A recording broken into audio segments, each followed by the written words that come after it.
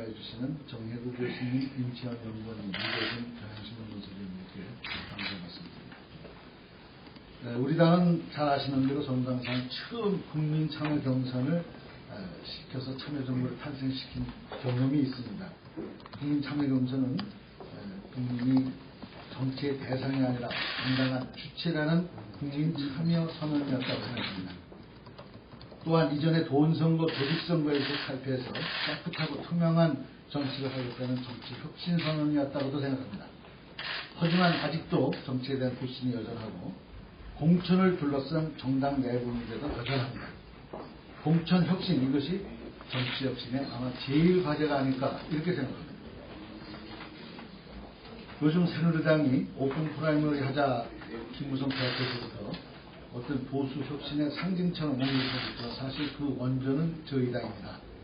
오픈 프라이머리는 국민의 정치 참여를 보장하고 정치 불신을 해소하고 돈 공천 그리고 밀실 공천을 없애서 깨끗한 정치를 하게 되는 유력한 수단이기도 합니다. 하지만 거대 정당의 기득권만을 위한 제도다.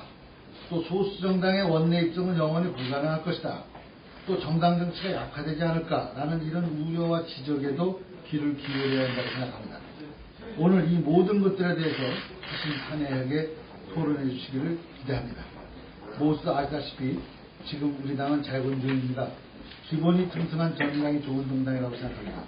그 기본 위에서 시대의 흐름에 부합하는 정치, 국민의 삶과 밀착된 정당으로 우리는 변화, 혁신해야 된다고 생각합니다. 오늘 좋은 말씀 많이 기대합니다. 감사합니다.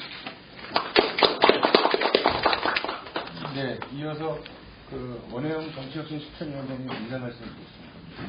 네, 고맙습니다. 워낙 해야 할 말씀을 비대위원장님이 다 해주셔서 중복을 피하겠습니다.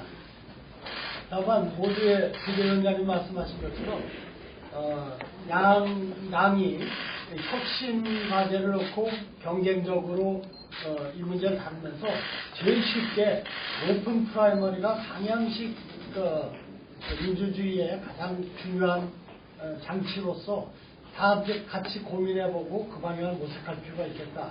쉽게 합의했던 게 이겁니다. 그 뒤에 벌써 한 달이 넘도록 여러 차례 제가 새누리당의 보수혁신위원회에 이 문제를 좀 어차피 제도화하는 문제이기 때문에 여야가 처음부터 같이 논의하고 문제점이나 대책 이런 것도 같이 논의하자 했는데 정 반응이 없어서 일단 우리 당부터라도 먼저 논의 시작해야겠다 이렇게 생각을 했습니다. 그리고 그동안 이 문제에 대해서 오래 천착하시고 많은 연구를 해주신 우리 최재성 의원님, 이하경 의원님이 이렇게 또 주관을 해주셔서 어쨌든 오픈 프라이머리에 갖고 있는 어떤 가능성과 우려되거나 예상되는 문제점이나 한계도 잘 짚고 대안을 또 마련할 수 있는 좋은 기회가 됐으면 좋겠습니다. 바쁜 연말에 이렇게 이 토론에 참여해 주신 우리 이대근 논설위원님을 비롯한 토론자 여러분께 감사 말씀드립니다. 고맙습니다. 네, 그 말씀 중에 문재인 비대위원님하고 김성훈 전당대 준비위원장님 그리고 김상희 의원님 계셨습니다. 네, 그 토론 시작하도록 하겠습니다.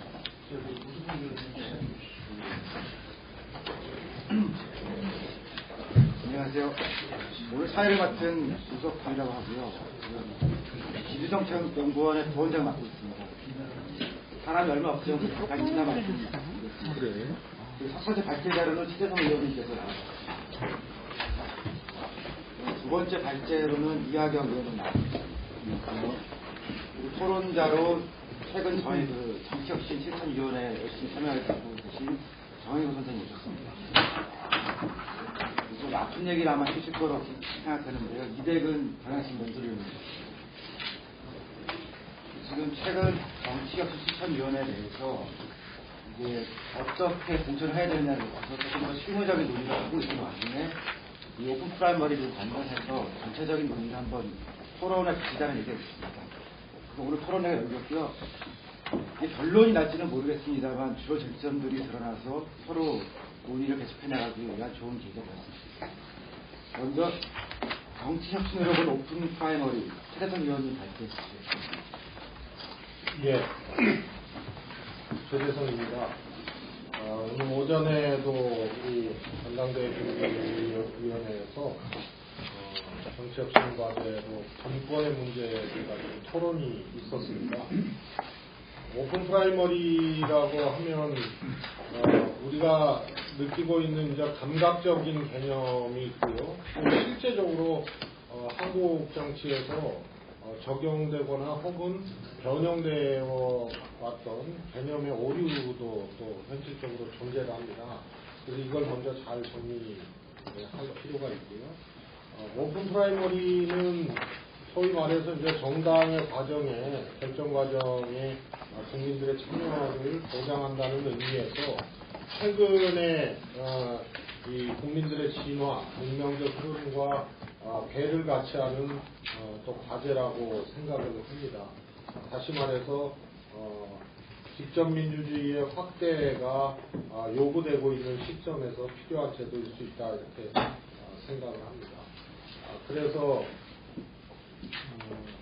우선은 이것은 이 시민들의 직접민주주의 확정의 정상적 경로를 확보한다는 차원에서 검토되어야 된다는 것이 저는 대전제라고 봅니다. 두 번째로 이제 개념 정리를 제 나름대로 4페이지에 해봤는데요.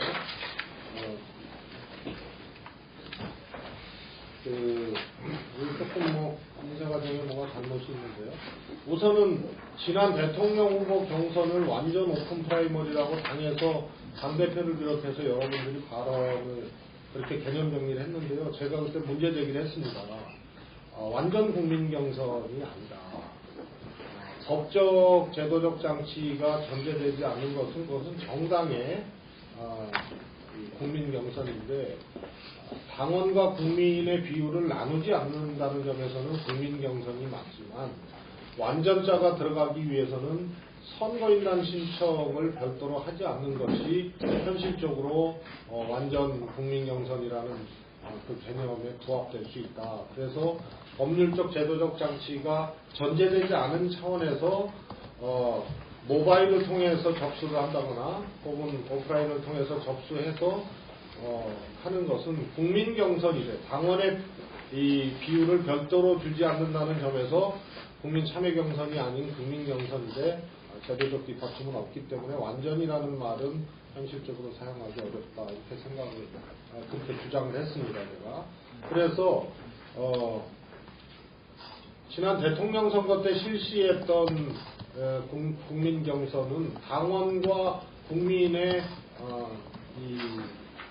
국민이 구분 없이 1인 1표를 부여하는 그런 이제 등가성을 국민과 당원이 확보를 했다는 점에서 국민 경선은 맞습니다. 국민 참여 경선은 소위 말해서 국민과 당원의 비율을 정해주는 것입니다. 그래서 7대3이 됐든 6대4가 됐든 그것이 이제 현실적인 개념이 아닌가 싶습니다. 완전 오픈 프라이머리와 국민 경선 혹은 참여 경선의 차이는 뭐냐? 그것은 선거인단 모집이나 신청 과정을 전제하지 않는다는 점에서 완전 오픈 프라이머리냐 그렇지 아니냐가 구분될 수 있는 게 현실적인 구분인 것 같습니다. 그래서 여기서 다루는 것은 새누리당에서도 주장을 했고 원래 우리 당의 아주 오래된 주장이기도 한 완전 오픈 프라이머리, 다시 말해서 법과 제도적으로 오픈 프라이머리를 진행 가능케 하는 이런 점에서 검토되는 것이다 이렇게 볼 수 있겠습니다. 그 다음에 이제 우리가 했던 2010년도에 했던 공천제도 중에 배심원 제도가 일부 시범적으로 진행이 됐었는데요. 그건 정파 간의 이해관계 때문에 때로는 과잉 해석되고 때로는 이 편애되는, 그래서 객관적인 평가를 받지 못했던 제도 중에 배심원 제도가 하나 있습니다. 이것은 배심원으로만 이 일반 전문가들이나 국민들로만 구성된 배심원제라면 그건 국민 경선의 일종으로 이야기할 수 있겠지만 2010년 광주 시장 경선에서 일반 당원 전수조사와 배심원제를 섞었거든요. 그것은 배심원제였지만 국민 참여 경선 형태의 배심원제다 이렇게 개념 규정을 할 수 있겠습니다. 제가 설명이 잘 됐는지 몰라도요. 제가 구분한 것도 참고해 주시면 좋겠고요. 다만 이 새누리당과 우리 야당의 차이점을 하나 보면요. 야당은 좀 애매한 구석이 있습니다. 새누리당은 우리 나경원 의원님 오셨는데요. 2011년도에 2010년 지방선거에서 패배를 하고 또 보궐선거 끝나고 새누리당이 지방선거에 혁신위원회를 만들어서 당시 나경원 의원님이 간사하셨습니다. 그때 오픈 프라이머리를 주장을 했고요. 2011년도에 142명의 서명을 받아서 발의를 했습니다. 공동만. 근데 이때는 총선에 적용할 수 있는 제도로만 국한됐습니다. 그래서 현재까지 새누리당의 뭐라 그럴까요? 집단적이고 공식적인 오픈 프라이머리에 대한 입법 발의는 저는 이것이라고 보고요. 기타 뭐 김영태 의원이 개인적으로 발의한 거라든가 뭐 이런 게 있습니다. 그러면 이것만 놓고 보면 새누리당은 현재까지 총선에 적용할 수 있는 것으로 현재까지는 간주되어 온 것이 아닌가 이렇게 좀 해석이 되고요. 야당인 새정치민주연합은 그 구분이 지금 없습니다. 이것을 총선만 할 것인지 이하경 의원님의 안을 보면 구분 없이 그렇게 제시를 해주셨고 저도 동의를 합니다. 근데 제가 발의한 이 관련 법안은 선거구 크기가 큰 그런 시도지사 이상의 선거, 대통령 선거, 시도지사 선거 경선의 정당 공천 방식으로 완전 오픈 프라이머리가 돼야 된다 이렇게 해서 발의를 제가 했습니다. 이 세 가지의 지금 차이점이 있습니다. 그래서 먼저 당에서 이것을 총선에 대한 도구로서만 활용할 것인지 그렇다면 새누리당의 주장하고 큰 틀에서는 일치를 하는 겁니다. 그러나 사실상 김영태 의원이 대통령 선거에 필요한 오픈 프라이머리법을 발의를 했지만 이것은 선거구 크기에 구분 없이 각급 선거 모두에 적용할 수 있는 제도적 장치를 마련해 놓는 것이 맞고요. 그 이후의 문제는 정당의 자율성과 선택에 맡기는 것이 맞다. 이런 점에서 이하경 의원님 주장하고 괴를 같이 합니다. 새누리당에서는 당시에 동시 오픈 프라이머리를 진행을 해야 된다. 총선에서. 그 중요한 이유로 이중투표와 역선택을 얘기했고 특히 역선택에 방점을 찍었습니다. 우려가 될 수도 있습니다. 그러나 선거구 크기가 큰 시도지사 선거나 대통령 선거의 경우에는 역선택으로 결과를 뒤집을 정도까지의 그런 능력 있는 정당이라면 제가 보는 건 어마어마한 정당입니다. 그래서 선거구 크기가 크면 역선택의 문제나 이런 것은 과대 포장된 것이기 때문에 적용하기 타당하다 저는 그렇게 보고 있습니다. 그러나 총선도 이건 정무적인 문제인데요. 새누리당이 현재까지는 총선에 대해서 142명 입법 발의했던 과거에 그것이 조금 이 내용적으로 계승되지 않았나 보고 있기 때문에 우선 우리는 오픈 프라이머리를 한다. 그리고 모든 선거에 오픈 프라이머리를 할 수 있는 법과 제도를 만들어야 된다라는 주장으로 이 논의를 저는 비대위에서 끌고 가야 된다고 생각을 합니다. 현실화 시켜야 된다고 생각합니다. 그리고 이유는 정당의 문제로 선택의 문제로 그렇게 할 수 있다고 생각을 합니다. 여기서 이제 모두가 지적하는 문제가 하나 있는데요. 총선에서 이게 선거구 크기가 작은 총선에서 제시됐을 때 역선택의 문제와 기득권 구조의 고착화 이런 것을 지적을 합니다. 기득권 구조의 고착화라는 것은 현역이 절대적으로 유리하다는 이런 겁니다. 이것에 대한 보완책이 마련되지 않으면 이것은 현실적으로 실시하기 어렵거나 실시되었을 때 오히려 혁신의 도구라기보다는 실정을 온전시키는 도구로 전락할 가능성이 있기 때문에 이 점에 대해서 분명히 정당적 처방을 저는 내놔야 된다고 생각합니다. 관련법에 대해서는 뭐 6번 항목 6페이지에 필요한 이제 개정 내용들을 4가지로 제가 해석했습니다. 그러니까 선거인명부를 정부에서 이런 오픈 프라이머리 하고자 하는 정당이 의무적으로 제출을 해야 되고 중복 투표를 방지할 수 있고 100m 이내에 지금 접근할 수 없는데 이것을 어떻게 할 것인가의 문제를 해소를 시키고 유권자의 정보 제공을 이 경선 과정에서 충분히 할 수 있도록 해야 되는 것이 입법적인 이 개정안의 내용이겠습니다. 결론적으로 저는 이것은 직접 민주주의를 확대한다는 측면에서는 당연히 법적 제도적 장치를 마련해 놔야 된다. 하지만 특히 총선에 있어서의 공천 제도는 절대선이라는 것이 없습니다. 그래서 이것은 정당이 선택할 영역으로 놔둬야 된다. 따라서 양당이 동시에 총선에서 오픈 프라이머리를 한다는 것은 이 정당의 권한을 침해하는 것일 뿐만이 아니고 정당의 세몰이, 본선에 대한 직접적인 영향, 그리고 이 퇴행적인 동원 선거라든가 분품 선거라든가 이런 것을 오히려 야기할 수 있는 점들이 많고 특히나 기존의 현역위원회 기득권을 온전시키는 구도로 이건 현역은 반대하는 사람이 거의 없을 겁니다. 그런 것을 작동할 우려가 크기 때문에 이것을 못 박아놓는 것은 그것은 이 법 격에도 맞지 않고 정당의 권한을 침해한다는 측면에서도 맞지 않고 현실적으로 기득권 온전이라는 것에 작동할 수 있다는 것이기 때문에 그것은 열어둬야 된다 이렇게 좀 생각합니다. 이상입니다. 알겠습니다. 프라이머리 제도를 사람들이 지금 굉장히 많습니다. 제일 많이 지적한 게 그럼 정당은 뭐 하는 데냐, 그리고 현역들에게 너무 일방적으로 유리하다 그런 말씀이 있었는데 어쨌든 장단점 잘 정리해 주신 것 같고요. 두 번째 발의 이하경 의원 대표 발의 공직선거법 개정안 지원해요. 이론적인 논란 내용 이런 것은 최고성 의원님 또 다 잘 알고 계시기 때문에 제가 낸 법안의 내용과 취지만 말씀드리겠습니다.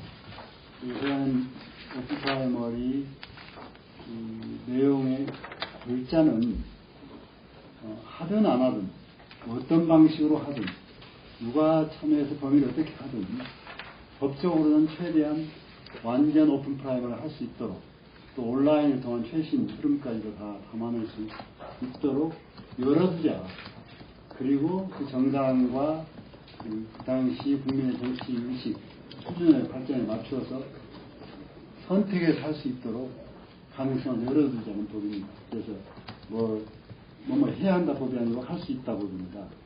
현재 우리나라 그 공직선거법에는 당내 경선 광고에서 정당은 공직선거 후보자를 추천하기 위해서 경선할 수 있다. 또 하나 그 선거관리 사무를 관할 선거구 선거관리위원회에 입학할 수 있다. 딱 두 가지 조항이 있습니다. 그래서 이번에는 이제 완전 국민경선 실시를 할 수 있다. 그것은 당원만의 경선, 또는 당원과 국민이 이렇게 적게 조화된 경선, 우리가 지난 2012년에 했던 국민 참여 경선 방식, 등록하고 해야 됩니다. 일일 방향으로. 모두 풀고, 당원의 온 국민 누구나가 참여할 수 있는 그런 제도를 할 수 있다. 그 법적으로 열어놓는 것이 제일 큰 겁니다. 완전 국민경선을 할 수 있다가 처음 거예요. 두 번째는 온라인 투표 방법만으로도 할 수 있다. 까지 열어두자는 겁니다. 그 가능성은 정당이 선택하도록 하고요. 그래서 오프라인, 온라인, 취사 선택 방식, 결합 방식, 또 완전 국민 유권자만으로 투표하는 것, 당원을 가중치려서 혼합해서 하는 것 등 다 함께 할 수 있도록 열어두는 방식입니다. 현재 온라인 투표도 가능하도록 할 수 있도록 법안을 제안을 했는데요. 현재 알아보니까 중앙선관위 이미 온라인 투표 솔루션으로 K-보팅이라는 서비스를 만들어 놓고 민간 영역에서 실시하고 있다고 합니다. 그것도 아주 값싼 1인당 몇백 원, 300원, 500원 수준입니다.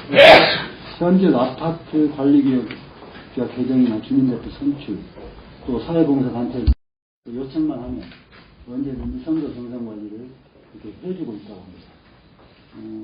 그리고 1인 한 정당의 경선처럼 이렇게 하는데 법안을 제가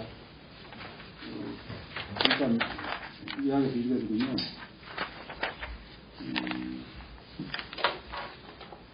정당 경선 경선 정당은 공직선거 후보자를 추천하기 위하여 선거권 있는 국민에게 투표권을 부여하는 당내 경선을 실시할 수 있다. 가능성을 열어줬습니다. 그리고 10일 전까지 경선이 10일 전까지 관할 선거구 선거관리원에 위탁하여야 한다. 세부정 하나 있고 또 당한 당규 또는 경선 후보자 간의 서면 합의에 따라 온라인 투표 방법만으로 완전 국민 경선을 실시할 수 있다. 이 경우 관할구역에 별도 투표소를 설치하여서는 안 됩니다. 완전히 온라인 투표도 가능할 수 있도록 법안을 내놨고요. 또 완전 국민 경선을 실시하는 경우 그 관할구역에 주민등록인을 선거권자임을 확인하고 투표할 수 있도록 기술적 조치를 취해야 한다. 또 완전 국민 경선을 선거인은 하나의 정당에 대하여 투표하여야 한다. 그리고 완전 국민 경선 실시한 선거 결과를 정당 후보자 선출에 반영하여야 한다. 반영해야 한다니 그것만으로 해야 한다는 건 아닙니다. 그 다음에 완전 국민의 경선의 구체적인 절차 및 그 밖에 필요한 사항은 선관위원회 규칙으로 한다. 그래서 그 과거에 우리가 2012년에 가졌던 여러 가지 오해와 불신을 씻으면서도 완전히 법적으로는 가능성을 열어주자 하는 법안입니다. 그래서 그 다음에 11쪽에 보시면 여러 안들에 대한 비교표가 있습니다. 적용 범위를 대통령 선거에서 제 법안처럼 정당의 자율에 맡겨서 규정하지 않는 그런 것까지. 또 선거 사무 실시는 선관위에 의탁하도록 했고 선거일 며칠까지는 다 다르고 그 다음에 여야 동시 실시는 유권자 투표 참여 관련해서 다시 한번 제가 말씀드리면 제가 하는 법안은 참여 방식 또 참여자들의 가중치 일반 당원, 권리당원, 국민, 유권자 이런 것은 정당의 자율권에 맡기자. 그리고 당연 당규 및 후보자가 합의가 있으면 온라인으로도 가능하게 하자. 한 유권자 하나 정당 경선만 참여하도록 하자 하는 내용으로 구체적인 건 아니고 큰 완전 국민경선 실시할 수 있는 법적 가능성을 법안에 담았습니다. 세세한 것은 정당이 알아서 자율적으로 할 수 있도록 열어놨습니다. 이상입니다. 유하경 의원님 법안 발제 잘 들었고요. 들으면서 생각난 게 어쨌든 할 수 있게 열어놓는 그런 법제가 아닌데 저희가 정치적 추진실천위원회에서 논의를 하다 보니까 시민들이나 새로운 세력들이 가장 바라는 거는 그러니까 어떤 식이라도 좋은데 그걸 조기에 좀 확정해달라는 거더라고요. 그래서 지금 이렇게 옵션이 많아진 상황에서 어떻게 하면 조기에 이제 룰 세팅을 할 수 있는 그런 것들도 좀 기술적인 논의에서 사실은 그 시민들에게는 굉장히 중요할 것 같다는 생각이 들었습니다. 첫 번째 토론자로 정혜구 선생님 수고하셨습니다. 저는 토론자인데 제 아래쪽으로 얘기를 하겠습니다. 왜 그런가 하면 이게 공직 후보 이제 선출 방안이 여러 가지 복잡한 문제들이 많아요. 그래서 여러 가지 복잡한 문제들을 조금 조합시키고 가장 좀 효율적인 방안이 뭔가 그런 걸 좀 생각한 게 있기 때문에 그걸 발표하는 것으로서 이제 표현을 좀 가름을 하고 있습니다. 제가 TMC나 국회의원 후보 선출 방안 안 그러고 그 특징을 3단계 선출 과정, 그 다음에 순차적 참여라는 말을 제가 한번 좀 조어를 만들어 봤습니다. 자세한 뒤에 설명하겠지만 순차적 참여 경선이라는 그런 걸로 해가지고 안을 한번 마련했습니다. 제가 볼 때 지금 이제 공천에서 가장 문제가 되는 것은 오픈 프라이머리냐 아니냐 이 문제가 아니고 위에서 하느냐 아래에서 하느냐라는 문제. 그러니까 예를 들어서 위에서 하면 이제 개파 간의 어떤 이해가 반영된다든지 수업 이해가 반영된다든지 그런 문제이기 때문에 이게 아래로 돌려주는데 아래는 두 개가 있죠. 하나는 당원이 있고 하나는 이제 시민들이 있습니다. 그래서 당원이 됐든 시민이 됐든 아래로 이제 돌려주는 문제가 있기 때문에 그런 관점에서 기존에 이제 불합리한 어떤 위로부터의 공천 방식을 개선하고 그 다음에 이제 이것을 하게 되면 개파를 해소하는 그런 목표로 갖고 한번 만들어봤습니다. 세 단계로 좀 구분을 했습니다. 보통 지금도 이제 하고 있는 겁니다. 자격심사를 하죠. 근데 지금 자격심사는 굉장히 이제 범죄라든지 그런 굉장히 이제 그런 어떤 윤리적인 측면만 저기를 하는데 저는 거기에 더 붙여서 그 자격심사의 현역위원 평가를 반영해야 된다고 생각합니다. 현역위원 평가를 반영해서 이걸 전국적으로 하든지 또는 이제 권역별로 하든지 지역별로 하든지 해서 현역위원회에서 일정 비율을 아래로부터 10% 내지 20% 정도는 이제 공천에 탈락시킨다. 저는 이거 해야 된다고 생각합니다. 왜냐하면 4년 동안 현역 운동을 하면서 제대로 자기 능력을 발휘 못한 사람은 공천받을 자격이 없기 때문에 일정한 객관적 기준에 의해서 아래로부터 탈락시키는 것은 저는 당에서 당연히 해야 될 문제라고 생각이 들기 때문에 그걸 좀 집어넣고요. 그런데 여기서 이제 문제는 뭐냐면 현역위원 평가할 때 객관적이고 공정한 현역위원 평가 기준하고 현역위원 평가위원회 이제 구성을 어떻게 할 거냐라는 문제인데 제가 볼 때는 객관적이고 공정한 이런 것은 충분히 만들어낼 수 있을 것 같아요. 그래서 그걸 이제 실천해가지고 1단계에서 현역위원 평가를 포함한 자격심사를 한다. 이게 첫 번째고요. 그 다음에 이제 두 번째는 배심원 공문조사를 이제 두 번째 심사를 하는데 두 번째 심사는 사실 컷오프의 성격을 가지고 있습니다. 그리고 여기에서는 자격이라는 측면보다 이제 능력 검증에 좀 초점을 맞췄으면 좋겠다라고 생각이 드는데 물론 이제 컷오프이기 때문에 지역구에서 단수 내지 이윤 후보의 경우에는 배심원 공론조사가 생략이 됩니다. 뭐 이건 당연히 뭐 할 필요가 없겠죠. 그래서 3인 이상인 경우에만 이제 이걸 이제 하면 됩니다. 그래서 제가 이제 두 가지 안을 좀 제시를 했습니다. 중앙당 관할 배심원 공론조사 이렇게 했는데 그건 중앙당에서 전국적으로 선발된 당내 한 300명 인사, 당내 150명, 당내 150명 하나의 예시입니다. 배심원단을 구성해서 권역별 또는 시도당별로 일정 수의 배심원을 파견하자. 그러니까 예를 들어 권역이 6개면 300명이면 그 중에서 6으로 나누면 되겠죠. 그러면 이제 50명씩 파견해서 50명이 특정 권역 내에 그 국회의원 후보자를 이제 그 공론조사를 하는 겁니다. 그래서 권역별 또는 시도당별로 배심원은 국회의원 지역구별로 이제 공론조사를 실시하고 이 경우 배심원당은 후보자 자료, 그 다음에 현역 의원의 경우는 탈락된 분들을 빼놓고 나머지 현역의 평가도 포함시키는 겁니다. 그래서 자료를 검토하고 그 다음에 공약사항을 검토를 하고 면접을 하고 후보자 통합 토론 등에 의해서 투표로 순위를 결정하자라는 겁니다. 그런데 순위는 2배수 내지 3배수를 선출하는데 제가 볼 때는 2배수 선출을 기본으로 하는 게 좀 필요할 것 같습니다. 왜 그런가 하면 대부분 현역 의원이 1명 올라올 것 같아요. 그러면 신인은 1명으로 좁혀줘야 돼요. 신인이 이렇게 여러 사람이 나오면 현역이 당연히 되죠. 그래서 여기서 압축을 시켜가지고 현역 의원과 신인이 압축된 신인이 경쟁을 할 수 있도록 그렇게 해서 2배수를 기본으로 하는데 2위와 3위 격차가 매우 작은 경우는 3배수 갈 수밖에 없는데 그건 이제 특별한 경우는 이제 그렇게 하자라는 겁니다. 그래서 여기에서 공론조사를 통해서 압축을 하는 겁니다.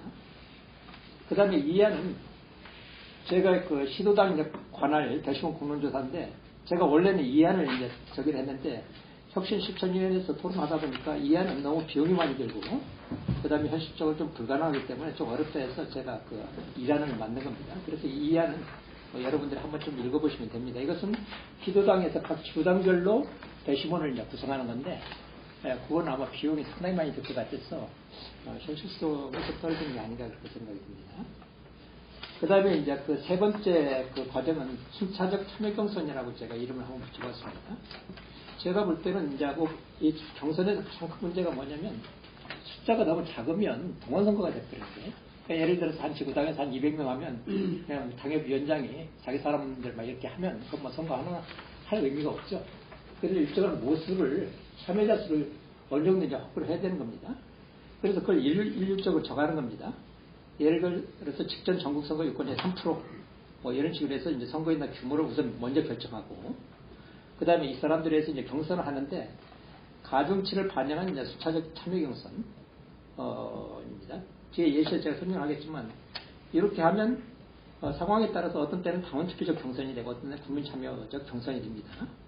그리고 이제 숫자적 참여 경선 관리는 이제 선거관리위원회에 위탁을 한다 이렇게 했는데 그 예시를 한번 봐주시기 바랍니다. 거기서 보면 제가 볼 때 대의원이나 권리당은 당연히 참여해야 될 것 같아요. 이 사람들은 당연히 그 당변이고 그런 사람들이기 때문에 자격이 당연히 있는 사람들입니다. 그래서 당연 참여자 카테고리가 하나 있고 그 다음에 자발 참여자의 카테고리는 일반 당원은 당원에 가입했는데 당비를 안 내는 사람들이에요. 정확히 얘기하면 자격정지 당원입니다.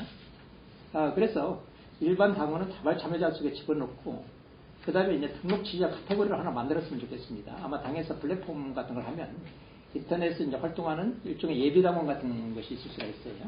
그래서 그런 카테고리를 만들고 일반 시민에서 이 사람들은 자기가 참여하겠다고 신청하는 겁니다. 그래서 이제 신청하는 사람들이 참여자고 그 다음에 상황에 따라서는 불가피하게 여론조사를 할 필요성이 있을 수도 있을 것 같습니다. 그래서 이제 카테고리를 3개로 나누고 그 밑에 가중치를 좀 주자. 그러니까 대의원 권리당원은 좀 가중치를 높게 주고 그 다음에 자발 참여자, 수동 참여자는 적게 주고 그래서 이것은 이제 가중치를 어떻게 줄 거냐는 제가 이안했는데 이란은 대의원이나 권리당원한테 유리한 겁니다. 그래서 그렇게 가면 지역위원장한테 유리해요. 근데 만약 이안식으로 하면 오히려 자발 참여자나 수동 참여자의 어떤 비중이 커지기 때문에 그 정치 신인들한테 유리합니다. 그래서 그 가중치를 그런 점을 고려해서 적절하게 이제 주면 될 것 같습니다. 그래서 제가 한번 시뮬레이션 같은 걸 한번 해봤습니다. 그러니까 직전선거 유권자가 10만 명인 국회의원 후보 경선의 경우 최소 참여자가 3,000명이 되죠. 그래서 이제 3,000명 가지고 이제 투표를 한다면 제가 볼 때 호남 같은 데는 아마 3,000명 정도가 아마 그 권리 당원이 될 수 있을 것 같습니다. 대원하고 하면. 그래서 여기서는 당원 투표적 성격을 가지게 돼요. 그리고 이제 그 호남에서는 당연 참여자만 가지고 이렇게 이제 투표를 하는 거죠. 근데 당연 참여자 규모가 3,000명이 안 되는 경우 아마 수도권이나 중부권 같은 경우는 이럴 경우가 많을 것 같습니다. 그러면 자반 참여자 신청을 받는 겁니다. 신청을 받아도 그 합이 3,000명 이상이 되면 거기서 이제 끊는 겁니다. 그래서 당연 참여자고 자발 참여자만으로 이제 경선을 하는데 그렇게 되면 실제는 이것은 국민 참여적 경선의 성격을 가지고 있어요. 그 다음에 이제 세 번째, 당연 참여자, 자발 참여자를 합쳐도 3,000명이 안 되는 경우, 제가 볼 때 영남 같은 경우는 그럴 경우가 있을 것 같습니다. 그런 경우에는 불가피하게 여론조사 듣는 것이 좋지는 않습니다만 이건 뭐 불가피하게 여론조사를 넣어가지고 30명을 채우는 거죠. 그렇게 이제 채워서 하는데 이것도 이제 성격상 보면 일종의 이제 국민 참여적 경선의 성격을 가지고 있고 아마 영남에서는 이런 경우가 있을 수가 있을 것 같습니다. 그래서 그런 식으로 하면 제가 이제 그것을 한번 시뮬레이션 해가지고 그 가중치를 전체 가중치를 계산을 좀 해봤어요. 그러니까 대의원실 권리당원 5, 일반당원 3 이런 식으로 했을 때 3,000명이 참여하는 걸로 해서 이렇게 했더니 그 예시 이란에서 보면 전체 가중치가 대의원 권리당원 그쪽이 좀 높죠. 근데 예시 이안에서 보면 그게 이제 떨어집니다. 그러니까 대의원이나 권리당원의 가중치를 낮게 하면 그러면 당연히 자발 참여자 쪽이 이제 그 가중치가 올라가게 되죠. 그래서 대의원이나 권리당원을 중시할 거냐, 그렇다면 자발 참여자를 중시할 거냐라는 것은 당 안에서 적절히 조금 합리적인 어떤 기준을 만들어가지고 가중치를 정하면 될 것 같습니다. 그래서 그걸 전체적으로 도식화를 한번 해봤습니다. 세 가지인데 1위라고 한 부분은 제가 아까 얘기한 호남의 경우가 될 것 같아요. 이건 당원 투표적 성격을 가지고 있는 거죠. 권리 당원까지만 이제 참여를 하게 되고, 그 다음에 2라고 한 부분은 제가 봤을 때 대체적으로 경선 지휘자, 자발 참여자까지가 참여하고, 그 다음에 3이라고 한 부분은 불가피하게 여론조사까지 이제 포함을 하는 그런 상황이 될 것 같습니다. 그러면 이런 식으로 이제 하게 되면 어떤 장점이 있느냐, 그걸 좀 보겠습니다. 일정 규모 이상의 이제 참여자를 확보함으로써, 그러니까 3,000명 이상을 뭐 반드시 확보를 해야 되니까, 뭐 200명, 300명 가지고 하는 그런 동원 선거를 방지할 수가 있는 거죠. 그러니까 우리가 동원이라는 말 할 때 좀 조심해야 됩니다. 그러니까 사람을 참여를 많이 시키는 걸 다 동원이다 이렇게 하면 안 돼요. 그러니까 선거에는 당연히 사람을 많이 참여시켜야 되죠. 그렇게 많이 참여시켜서 특정한 사람이 자기 파 사람들을 동원하는 것이 아니게 된 경우에는 그건 동원이 아니라 참여입니다. 그런데 이게 이제 참여자 수가 소수이기 때문에 특정한 사람이 동원하면 그건 동원이 되는 거예요. 그래서 이렇게 할 경우에는 일단 모수가 크기 때문에 제가 볼 때는 참여자 수를 이제 상당히 크게 확보하고 소수 참여한 동원 선거를 방지를 한다고 볼 수가 있습니다. 그리고 지금 이제 새정치연합에서 굉장히 문제가 되는 게 한쪽에서는 당원 중심주의, 한쪽에서는 이제 지휘자 참여, 이거 가지고 논란이 많지 않습니까? 저는 이 방식대로 하면 두 가지를 다 반영할 수가 있다고 생각이 듭니다. 그래서 그렇게 되면 당내에서 양 주장을 타협할 수 있다고 생각이 들어요. 그래서 양 주장을 이제 타협시키면 제가 볼 때 사실 공천 문제가 개혁할 때 굉장히 커다란 문제인데 이렇게 타협함으로써 개파 문제를 상당 정도 해소할 수가 있다라고 생각이 듭니다. 그 다음에 영남하고 호남은 같은 당이지만 지지 기반이 전혀 다르죠. 한쪽은 뭐 당원이 엄청나게 하고 한쪽은 없고. 그래서 이렇게 그 지지 기반이 상당히 다른데 그 속에서 굉장히 유연하게 적용을 시킨다는 문제입니다. 그 다음에 굉장히 중요한 문제가 오픈 프라이머리, 제 것은 완전한 오픈 프라이머리는 아니지만 국민 참여적인 어떤 참여 경선적인 성격이 있기 때문에 그 문제에서 정치 신인한테 이제 불리한 부분을 어떻게 커버할 거냐라는 문제에서 한 서너 가지 이제 그 조치가 있을 수가 있을 것 같습니다. 현역위원 평가에서 탈락한 부분이 있지 않습니까? 그 부분은 신진 정치에 상당히 유리한 부분이 있는 거죠. 그 다음에 2차 이제 배심원 국론조사에서 후보자를 2배수로 압축하면 제가 볼 때 유력한 정치 신인, 그러니까 모든 정치 신인을 배려해달라, 그건 저는 아니라고 생각합니다. 뭐 나와서 표를 얻을 가능성도 없는데 그 사람까지 다 보장을 해달라, 그건 아니에요. 제가 볼 때 유력한 이제 정치 신인을 어떻게 이제 그 대우를 해주냐라는 문제인데 2차 이제 배심원 국론조사를 하면 제가 볼 때 정치 신인도 불리한 것은 아니다라고 생각이 듭니다. 그 다음에 이제 3차에서 정치 신인이 불리할 경우가 나타날 수가 있습니다. 그런 때는 오히려 저는 자발 참여자를 오히려 정치인이 많이 자기가 이렇게 참여시킴으로써 현역위원장이나 지역위원장 등의 어떤 그 기성의 영역에 대해서 대항할 수 있는 가능성이 있다라고 이제 생각이 듭니다.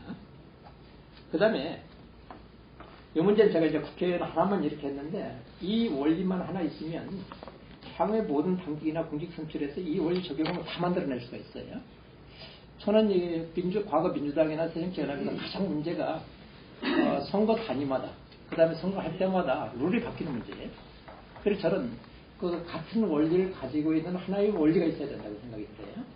그래서 이런 원리를 하나 만들어 놓고 부분적인 것만 이렇게 조정을 하면 룰 때문에 매일 싸우는 그런 문제가 없어지는 게 아닌가 이렇게 생각을 하기 때문에 이런 룰을 모든 당직이나 이제 그 공직부에 이렇게 이렇게 차후 발전시켜 나갈 수 있겠다는 생각이 듭니다. 그 다음에 마지막으로 한 가지 덧붙이고 싶은 것은 국회의원 후보 선출에 대한 기본 절차와 기준은 차기 국회의원 총선지 1년 전에 당원과 당규에 규정을 좀 했으면 좋겠습니다. 이를테면 2016년 4월 달에 이제 그 20대 국회의원 총선이 되는데 그렇게 하려면 2015년 4월까지 정한 당규의 국회의원 선출의 룰이 확정이 돼야 됩니다. 그렇게 해야 그걸 보고 다 준비를 해야 되는데 룰이 직전에 정해지면 안 돼요. 그래서 1년 전에 하자는 거 하고 그 다음에 국회의원 후보 선출의 절차를 국회의원 총선 4개월 전부터 좀 빨리 시작하자. 제가 2008년에 이제 공천신청위원 했는데 시간에 쫓겨가지고 나중에는 뭐 그냥 엉망으로 막 하더라고요. 근데 그렇게 해서는 뭐 제가 볼 때 안 되고 그래서 지금 3개월인가 그렇게 돼 있는데 당겨서 4개월 전부터 하면 시간에 쫓기지 않고 충분한 생각을 하면서 할 수 있다 이렇게 생각을 합니다. 예, 이상입니다. 정혜도 교수님 발제였죠? 발제입니다. 지금 정치혁신위원회에서 정혜도 선생님도 여러 안을 놓고선 지금 논의 중인데요. 그냥 잠깐만 설명드리면은 자격 심사에 관해서는 대체로 동의를 하는 것 같아요. 이런 건 강화시켜야 되고 배심원 공론조사는 어느 정도는 이제 그냥 일한 정도로 의견이 수렴에 가갔고요. 세 번째 이제 순차적 참여 경선 이 3단계 이거를 오픈 프라이머를 어떻게 결합을 시키거나 혹은 뭐 유연하게 만들 것인가 그런 거 이제 논의하려고 하는 상황인데 쉽지는 않더라고요. 특히 이제 지역성 고려를 해야 된다라고 하는 것들이 현실적인 것이라서 나중에 오픈 프라이머리에 대한 논의를 하더라도 이쪽 그 지역이 어딨냐 그런 거에 대한 것들을 좀 감안해야 될 것 같습니다. 두 번째 서울대 국가리더십센터의 임채원 연구원님 토론 듣겠습니다. 예. 이것이 아주 죄송합니다. 제가 좀 말씀드리려고 하는 건 지금 정치권에서 이야기하고 있는 오픈 프라이머가 너무 제도 개선에 초점이 맞춰져 있지 않나. 그런데 본래 오픈 프라이머를 하려고 했던 시기라든지 제도가 신청된 전시는 운동으로서의 오픈 프라이머리 그걸 좀 다시 또 주목해야 될 필요가 있다는 거 하고 또 하나는 지금 이 오픈 프라이머리를 뭐 보수나 중고 모든 정당들이 하겠다고 주장하는데 그러면 얼마만큼 어떤 정신으로 얼마만큼 폭으로 할 건가 그런 게 중요한 것 같습니다. 제가 생각하기에는 좀 이 전면적인 실시 그리고 이럴 때 제기되는 정치 신의 뭐 간격들 이걸 낮추는 방식으로 좀 변하는 게 맞지 않느냐. 지금 저희들이 이야기하는 혁신이라고 이야기할 때 혁신은 시민들의 상상 좀 뛰어넘는 혁신이 되어야 주목을 받고 그 다음에 그 속에서 지지나 동력을 끌어낼 수 있지 지금 좀 일상적인 그냥 지금까지 쭉 관행적으로 해왔던 정도의 정치적 개혁 이건 시민적 지지를 받을 수 있을 것인가 이런 생각을 해보고요. 또 하나는 두 번째는 지금 정치적 대화들은 시민들 사이에서 아주 숱하게 많이 일어나고 있습니다. 특히 온라인 공간에서 영국 같은 경우에도 예를 들면 하루에 1,500만 개의 정치적 대화가 있고 시민들이 로컬 이슈이긴 하지만은 57% 이상이 정치적인 문제를 제기하는데 정당 지지율이 계속 떨어지고 있거든요. 그럼 그 이유가 뭐냐 이런 거고요. 그래서 좀 근본적으로 지금 어떤 시대로 흘러가고 있는가 그런 흐름 속에서 오픈 프라이머리를 어떻게 해야 되는지 이런 것을 얘기해봐야 될 것 같고요. 그래서 저는 이런 흐름들을 우리나라에도 마찬가지고 다른 특히 유럽 같은 데도 그런데 이걸 에브리데이 데모크래시 일상 민주주의 속에서 오픈 프라이머리가 어떻게 자리매김되어야 되느냐 이런 문제 얘기를 하는 걸로 좀 대체하겠습니다. 제도를 어떻게 해야 되는 앞에 발제자들도 말씀하시고 그리고 정혜구 교수님께서 쭉 말씀하셨기 때문에 그걸 조금 가감하는 건 큰 의미가 없을 것 같고요. 그래서 왜 해야 되는지 그리고 특히 문제가 되고 있는 전략적 공천을 어떤 관점에서 바라봐야 되는지 그런 정도의 수준으로 말씀을 드리겠습니다. 좀 이야기하고 있는 게 일상민주주의라는 게 매번 생각하는 것들이 거창한 민주주의가 아니라 모든 시민들의 일상의 삶 속에서 공적 공간에서 공론을 형성하고 그리고 직장에서 민주주의를 실현하고 그리고 지금 문제가 되고 있는 게 100세 사회를 이야기하는데 이럴 때 사회 서비스 속에서 인간관계 속에서 어떻게 공적 서비스를 향유하는 민주주의를 만들어낼 건가 이런 문제들인 것 같습니다. 말씀드린 것처럼 이 민주주의는 대의제 제도가 너무 여의도, 국회, 청와대 같은 거대한 공식적 조정에서만 작동하고 우리 일상 삶 속에서 떨어져 있는 것 같지 않다. 이런 시민인식들이 있는 것 같고요. 지금 오픈 프라이머리 이야기를 하지만 오픈 프라이머리도 그런 큰 틀에서 벗어났다고 생각하는 시민들이 없기 때문에 지금 정치권에 대해서 별 관심이 없는 것 같습니다. 그래서 이 민주주의가 얼굴을 맞대는 대면적인 것이든 온라인에서 가상적인 것이든 간에 새로운 사회관계 속에서 민주주의 이게 어떻게 실현될 것인가 하는 문제인 것 같고요. 그래서 마지막 줄에 보면 민주적 가치라는 게 민주적 관계라는 게 뭐냐 우리 생활 속에서 실현되는 민주주의 관계 그 속에서 공동선의 가치관계를 만들어내는 이런 것인 것 같고요. 다음 페이지 넘기시면 일상민주주의가 주로 이야기되는 게 크게 세 가지 공간 같습니다. 이게 오픈 프라이머리하고 어떻게 연결되는지를 보시면 첫 번째 공적 공간에서 광장이라든지 대중교통수단, 버스, 지하철, 온라인 커뮤니티 이런 공적 공간에서 얼마만큼 공적 담론이 이루어지는지 그리고 직장에서 사무실, 직장 안에 휴게실, 회사 통신망 등에서 민주주의 가치가 어떻게 되는지 그리고 지금 계속 고령화, 100세 사회, 5060 시대의 불안감을 어떻게 해야 되는지에 대한 복지 체계하고 공공 서비스 지금 올해 정부 예산이 327조 이렇게 넘어가는 것 같은데요. 100조 원 이상이 지금 110조 이상이 복지 서비스에 투자되는 것 같고 그리고 사람들이 특히 5060 세대가 여기에 대해서 엄청난 불안감을 가지고 있는데 이때 이 일상의 불안감 속에서 민주주의 가치를 어떻게 만들어내는가 과연 우리가 이야기하는 오픈 프라이머리가 이런 것들을 작동하는 데 대해서 어떤 해답을 주고 있는지 선거제도라는 게 결국 이런 정치의 흐름을 받아내는 방식으로 가야 될 텐데 이것들이 가능한지 이런 게 문제가 될 것 같고요. 그 다음 표를 한번 보시도 한 6가지 정도 일상민주주의에 대한 기초들을 여러 가지 학자들이 이야기를 하고 있는 것 같습니다. 일단 우리가 지금 이야기하는 게 1번 선거와 절차 민주주의 오픈 프라이머리는 주로 여기에 머물러 있는 것 같습니다. 그런데 더 중요한 것은 시민행동이라든지 시민참여 그리고 참여 속에서 있는 공론과 수기, 열정 그 다음에 제도로서의 가정민주주의 그 다음에 민주적 공적 서비스 민주적 직장에서의 민주주의 이런 문제들이 있는데 과연 오픈 프라이머리가 이런 것들을 담아내는 틀이 되고 있는가 여기에 대한 좀 근본적인 성찰이 좀 필요한 것 같습니다.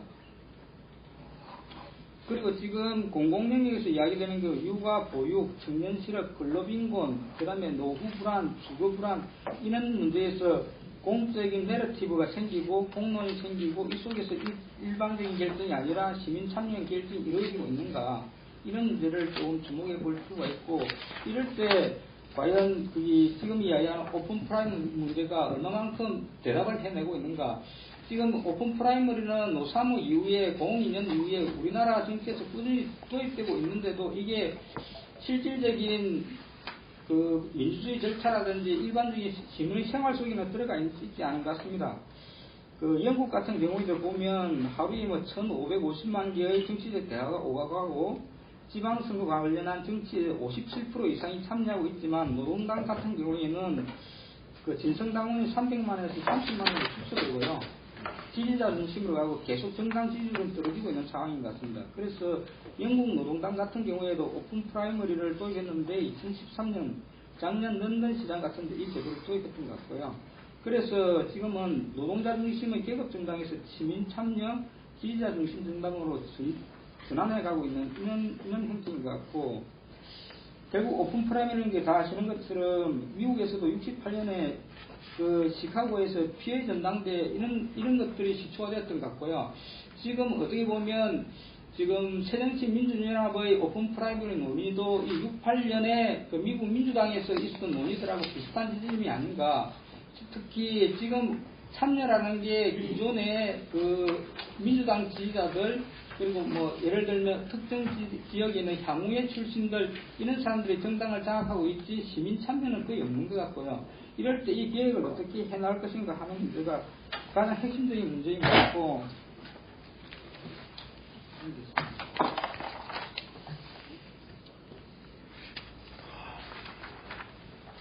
그 다음 이 오픈 프라이머리를 지금 계속 이게 제도로서 접근하는 운동으로서 생각해보면 08년 오바마 선거라든지 12년 오바마 선거에서 보면 이 오픈 프라이머리가 불뿌리 민주주의하고 좀 연결이 됐던 것 같고요. 그래서 마샬 강스가 이야기했던 불뿌리 조직화 운동, 뭐 시에라 클럽이라든지 이런 운동하고 연결이 되는 것 같은데, 우리나라 지금 오픈 프라이머리 제도가 이런 제도와 연관이 있는 건지 이에 대한 좀 칭찬이 필요한 것 같습니다.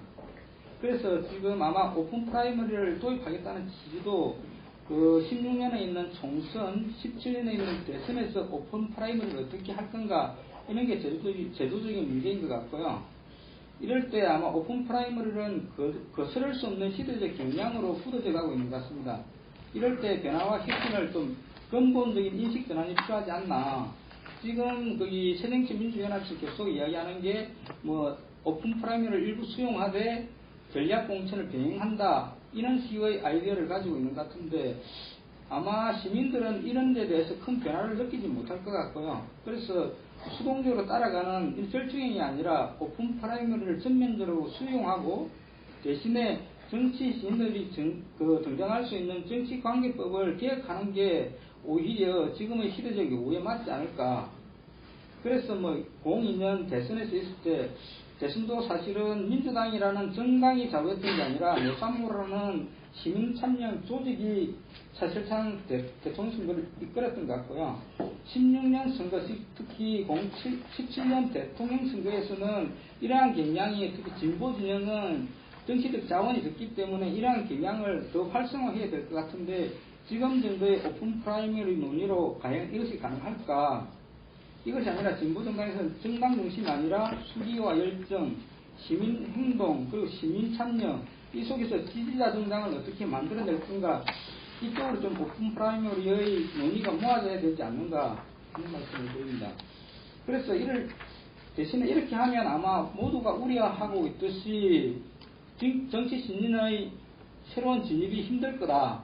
그러면 오히려 지금 정치개혁의 방향이 오픈 프라이머리를 전면적으로 수용하는 대신에 정치 신인이 등장할 수 있는 정치적 진입 장벽을 낮추어주는 게 그 핵심적 계획 과제로 가야 되지 않느냐, 이런 말씀을 드립니다. 지금 현행 정치관계법이라는 게 정치적 신인에게 절대적으로 불리하고, 지금의 제도는 어떻게 보면 그 기성 정치인들을 위한 정치 카르텔 같은 이런 측면들이 많은 것 같습니다. 특히 뭐 법정 선거기간이 2주에 불과하고, 그 다음에 국회의원과 아닌 사람들의 차이에 후원의 활동이라든지 엄청난 제약이 있고, 이렇게 좀 시민에게 불리한 조항들을 좀 전면적으로 개정해가지고, 미국 같은 경우에도 뭐 일상에서 선거가 매번 진행되고 있는 게 아닙니까? 법정 선거기간이 있는 게 아니라 흘레리도 가가호 언제 어느 때나 방문을 하고 있고요. 집을. 그렇게 하면 우리도 지금 신인이 일상적으로 일상생활 속에서 자기가 참여할 수 있고 선거운동을 할 수 있는 식으로 정치개혁법이 좀 개선이 돼야 될 것 같고요. 그 모범이나 이런 것들도 전면적으로 이런 방향으로 개선돼가지고 일상 속의 민주주의가 좀 가능하게 하는 방식으로 가야 될 것 같고요. 그 다음에 지금 큰 문제가 지금 새정치민주연합을 옥죄고 있는 거는 사람들이 새로운 지지자들이 형성되고 있지 않다, 시민 참여가 없다 이런 모습들 아닙니까? 만약에 그런 게 전제되고 뭐 정치관계법이 신인이 진입할 수 있는 장벽이 풀리고 카르텔적인 요소가 해소되면 지금의 특정한 뭐 향후의 조직 중심의 뭐 정당 구조 이런 걸 뛰어넘어 가지고 20대 40대들이 지지하는 새로운 형태의 정당의 제도와 모습과 조직이 가능하지 않을까 이런 말씀을 드립니다. 그래서 그 속에서 좀 상상을 뛰어넘는 전면적인 변화 이런 것들이 필요할 것 같고요. 그 속에서 수기라는 게 결국은 그 시민들과 정치인 간에 어떻게 가치를 공유하는가 그리고 어떻게 가치가 실제에서 경험되는가 이건 특정하게 선거기간 2주 동안에 형성되는 게 아닌 것 같거든요. 매일 속에서 일상의 삶 속에서 서로 정치인과 정치지망생 그리고 시민들이 이게 소통이 가능해야 오픈 프라이머리가 진짜 우리가 이야기했던 운동으로서의 오픈 프라이머리가 가능한 거지 제도의 틀로 묶어놓을 일은 아닌 것 같다. 그리고 또 정치적으로 보더라도 아마 진보가 보수보다는 정치적 자원이 훨씬 적기 때문에 지금 형태로 가면 시민들의 관심을 불러일으키지도 못할 거고요. 어제 보니까 새누리당은 전면적인 폐지 이건 정치 불신이 심한 구조 속에서 지금 시민들이 호응이 클 거거든요. 그런 가운데 책임정당이라든지 정당 정치를 이야기하면서 새정치민주연합이 혁신의 방향으로 오픈 프라이머리를 수용하는데 대신에 전략 공천을 절충적으로 한다. 이런 식으로 문제 제기를 하면 오히려 정치적 흐름에서 좀 저쪽에 새정치한테 압도당한다. 이런 느낌을 가질 것 같고요. 그래서 좀 더 혁신을 한다면 시민들의 상상을 뛰어넘는 형식으로 조금 여기서 전면적인 오픈 프라이머리를 실시하겠다. 그리고 대신에 그 부작용으로 나타나고 있는 정치 신인의 정치 장벽을 최대한 낮추는 방식으로 하겠다. 그리고 일상의 민주주의를 이야기하듯이 일상 속에서 정치 신인이 선거운동이 가능한 구조를 만들어서 새로운 정치의 출현이 가능하도록 만들겠다. 이런 식의 새로운 운동으로서의 오픈 프라이머리 이런 식으로 문제 제기를 해야 되지 않을까 그렇게 생각합니다. 이상으로 발제를 마치겠습니다. 지원 박사 말씀 잘 들었습니다. 저희가 하는 오픈 프라이머리 논의에 대해서 좀 비판적 성찰 같은 말씀을 쓰신 것 같고요. 많은 사람들이 지금 오픈 프라이머리 하는 대신에 시민들을 발굴하기 위해서 전략 공천을 해야 된다고 생각하시는 것 같은데 일반 시민들은 관심 없을 것 같아요. 그리고 그게 과연 좋아 보이는지도 잘 모르겠고 그런 속에서 이제 그 정치관계법을 개혁해서 신인들이 나오고 일상적으로 선거든 자기 소개할 수 있는 그런 방법에 대해서 고민해봐야 된다는 지적을 해주셨습니다. 잘 들었습니다. 세 번째 토론으로 경향신문의 이대로 논설위원님 말씀드리겠습니다. 네. 오픈 프라이머리 가지고 사실상 세 번 발표를 하셨는데 아이디얼 타입으로서의 오픈 프라이머리는 아니네요. 제목처럼 뭐 한국적 현실, 지금 야당 현실에 적용할 수 있는 오픈 프라이머리 변형을 찾는 이런 고민 속에서 세 개의 아이디어가 나온 것 같습니다. 저는 그 오픈 프라이머리라는 이상형이 갖고 있는 것의 의미, 그것이 어떤 의미인지, 그리고 실제 지금 새정치민주연합이 고민하는 게 실질적으로는 공천을 어떻게 합리적으로 할 것인가 라는 문제인데, 그렇게 보면 굉장히 범위가 큰 문제의식으로부터 시작해서 결국은 공천 잡음 없이 할 수 있는 제도적 방안으로 비결이 되는 것 같습니다. 그래서 오픈 프라이머리를 정당 개혁의 관점에서 접근하는 것인지, 아니면 이제 과거 논란이 되는 공천 문제를 어떻게 좀 바꿀 수 있는 하나의 기술, 테크닉, 하나의 수단으로서 논의하는 것인지, 그에 따라 좀 다른 것 같은데, 저는 우선 오픈 프라이머리를 접근하는 태도의 문제를 좀 지적을 하고, 공천 문제로 이렇게 넘어가는 순서로 하겠습니다. 오픈 프라이머리 나온 배경이 뭐 다 아시는 거지만 정치 불신, 그래서 정치 참여를 높여야 되겠다. 시민이 참여할 수 있는 길을 열어야 되겠다. 이제 그런 생각에서 나온 것이고, 또 하나는 정당이 점차 죽어가고 있다. 정당 조직이 붕괴되고 있다. 현대식 정당은 당원에 의한 정당이 아닌가 보다. 당원으로 가입하려고 하지 않고, 지금 김 선생님 말씀하신 대로 정치적 논쟁 참여는 많지만 당원 유령 같은 것도 당원에 들어가려고 하지 않고, 따라서 당 조직은 점차 축소되거나 위축이 되고, 당과 시민 사이의 친밀성이 떨어지고, 따라서 뭐 정당에 대한 신뢰, 이런 거를 이런 문제를 이제 정당의 기반 확대를 위해서 문을 이제 열자, 뭐 그런 이제 발상에서 나온 문제입니다.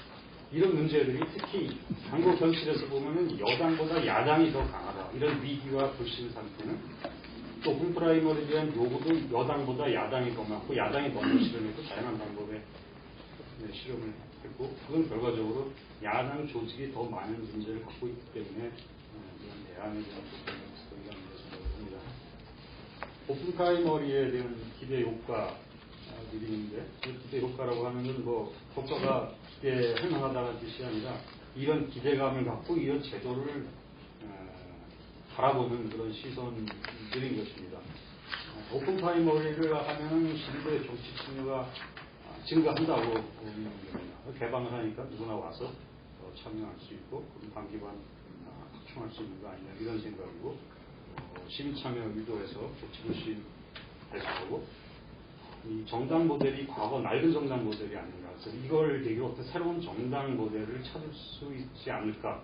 개방형 정당이라는 새로운 모델을 만들 수 있다는 기대도 있는 것 같습니다.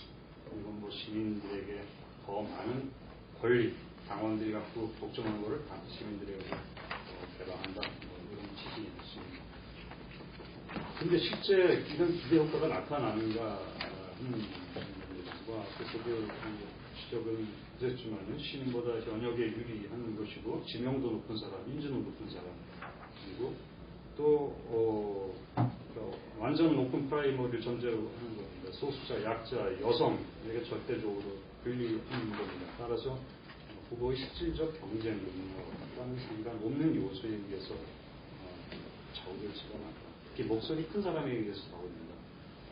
새로운 정치 기반 확대라 그러면 목소리 없는 사람에게 목소리를 주는 게 중요한데, 이거는 이미 목소리 강한 사람의 목소리를 반영하는 통로가 될 수가 있다는 겁니다. 이거 동원 선거 우려도 있고요.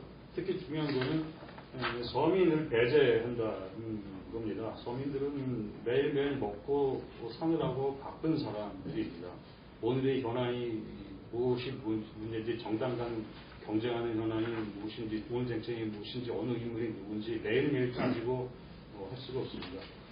최재성 의원님이 직접 민주주의 말씀하셨는데, 5천만의 시민을 갖고 있는 나라에서 직접 민주주의는 불가능합니다. 현대민주주의는 대의민주주의이며, 대의정치, 국회나 정당이 시민을 대신해서 하는 겁니다. 시민들은 바쁘기 때문에 정치를 전문적으로 하는 사람들이 모여서 자기를 지지해주는 시민들을 위한 정책을 만들고 입법을 하고 공직 후보를 내서 선택을 할 수 있게, 아주 쉽게 선택을 할 수 있게 제공을 하는 겁니다. 바쁜 시민들에게 우리가 결정할 수 없으니까 당신들이 결정해달라고 이렇게 여러 카드를 내봤자 관심도 없고 알지도 못하는 겁니다. 바쁜 시민들에게, 특히 뭐 비정규직, 알바 이런 먹고 살기 바쁜 사람들한테 당의 소소한 크고 작은 일에 대해서 일일이 관심을 갖고 당이 평가 못할 거를 당신들이 대신 평가해 달라고 이렇게 미루는 거는 정당의 가장 기본적인 역할, 공직 후보를 내서 그 공직 후보를 검증을 해서 당 이름으로 당이 믿고 내는 후보니까 지지자들은 안심하고 선택을 해주시오. 이렇게 선택을 단순하게 해서 지지자들로 하여금 그렇게 선택한 대가로 지지를 보내주고 뭐 후원을 해주든 당원으로 가입하든 당비를 내든 이런 교환 관계가 있어야 되는 거지 아무것도 없는 상태에서 시민들에게 던져서 해달라. 그러면 그걸 판단할 수가 없다. 시민들이. 경단한 서민들이. 그걸 대신해달라고, 그걸 대의해달라고 뽑아놓은 엘리트와 의원들, 당 간부들이 그 역할을 해야 되는데 그 역할을 우리는 못하겠다. 스스로 파산 선고하는 거나 마찬가지입니다. 그 전제로서의 오픈 프라이머리는 아무 의미가 없다. 당의 혁신도 아니고 시민 참여도 아니고 정당 혁신 해줘도 생각했습니다. 그리고 이렇게 모두가 다 참여할 수 있다는 것은 고소화 경향, 중도화로 나타난다. 비전과 정책이 아니라 결국 인물 선거가 되고 인기 투표가 됩니다. 그러지 않고 지금 양당제, 당형 노선 차이도 없고 경쟁을 위한, 경제 싸움을 위한 싸움만 하는 이런 상황. 더구나 선거부터 개편 논의가 나오면서 비례대표제 확대를 해서 정당 간 분명한 색깔 경쟁, 비례성 있는 선출이 되자고 하는 마당에 인물을 놓고 그중에 그냥 잘 알려진 인물 골라달라.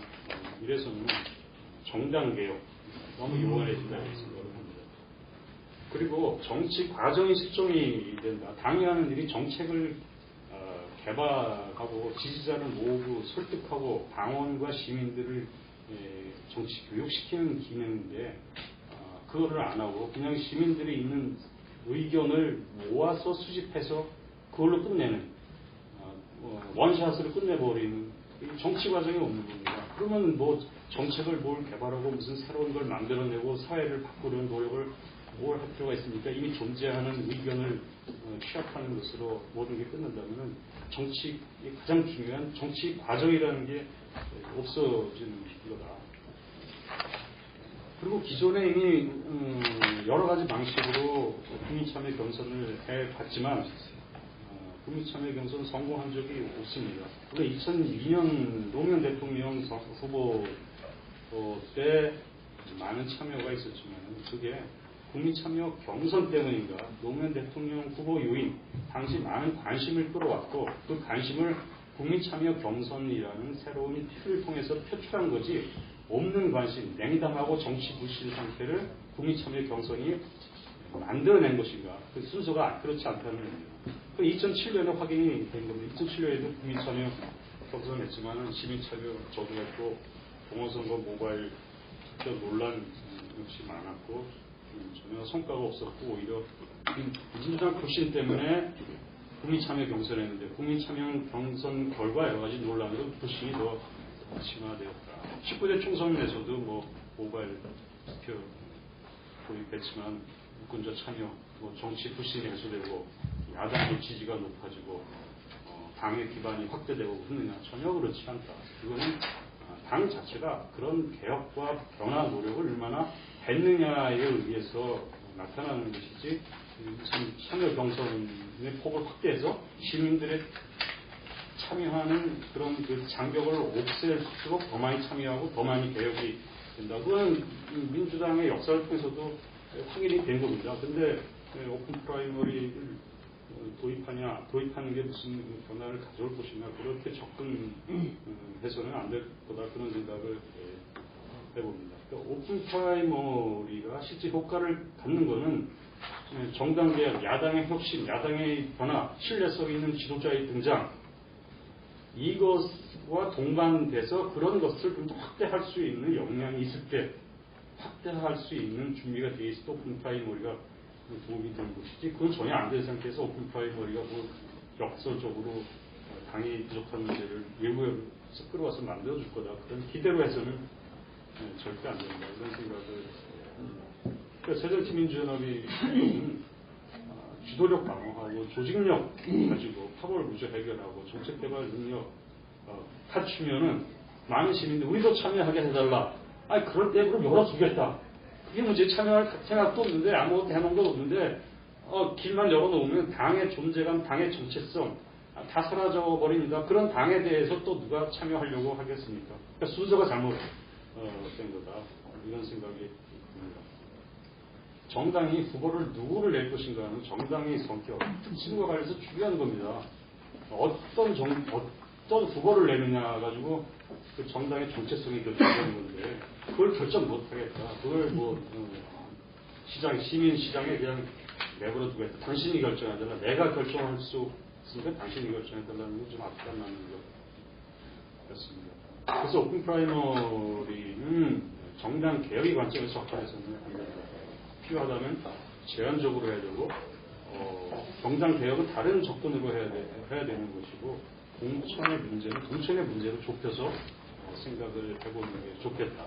그런 의미에서 정혜구 교수님 안이 그래도 상대적으로 합리적이라고 생각을 합니다. 다만 거기에서 여론조사의 피해가 많았기 때문에 여론조사를 반영하지는 않는 게 좋을 것 같습니다. 그리고 등록하는 절차가 있어야 합니다. 아무나 투표를 하는 것이 아니라 아무나 투표해서 한다고 해봤자 정당 개혁이 전제되지 않은 상태에서는 옳지는 않을 것이고 일정한 등록 절차, 최소한 그 지지자, 그 당의 지지자라는 자기 의사 표시를 전제로 해서 잠재적 당원이 될 수 있는 사람들이라는 그런 정도의 폭을 넓히는 것으로 제한을 해야 된다. 그리고 모든 공직 선거에 다 한다는 것이 공식적으로 분류하는 거다. 그리고 기본적으로 당원과 대의원의 의사가 비중이 높지 않으면 뭐하러 당에 충성하고 당을 위해 일하는 사람과 당과 아무 상관없이 일하는 사람, 가장 중요한 공직 선출의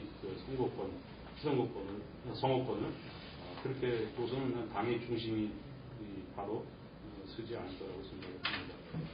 그리고 공천 문제라고 한다면 하향식이 문제가 아닙니다. 당이 신뢰받고 당의 리더, 지도부가 신뢰받는다면요 100% 전략 공천에서 이런 사회를 바꿀 수 있도록 우리가 이렇게 후보를 냈습니다. 찍어주시죠 하면 왜 안 찍어주겠습니까? 상향식, 하향식이 문제가 아니라 신뢰받는 리더십, 신뢰받는 당 조직, 당 개혁이 이루어졌느냐 그게 가장 중요한 것이고요.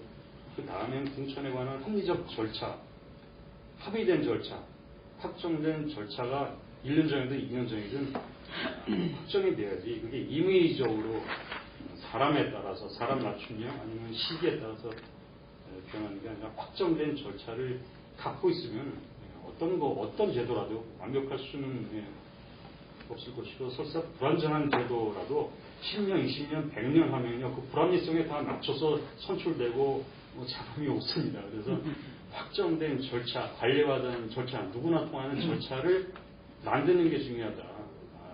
방향식이 맞느냐 아니고 개방형이 우선이 아니다.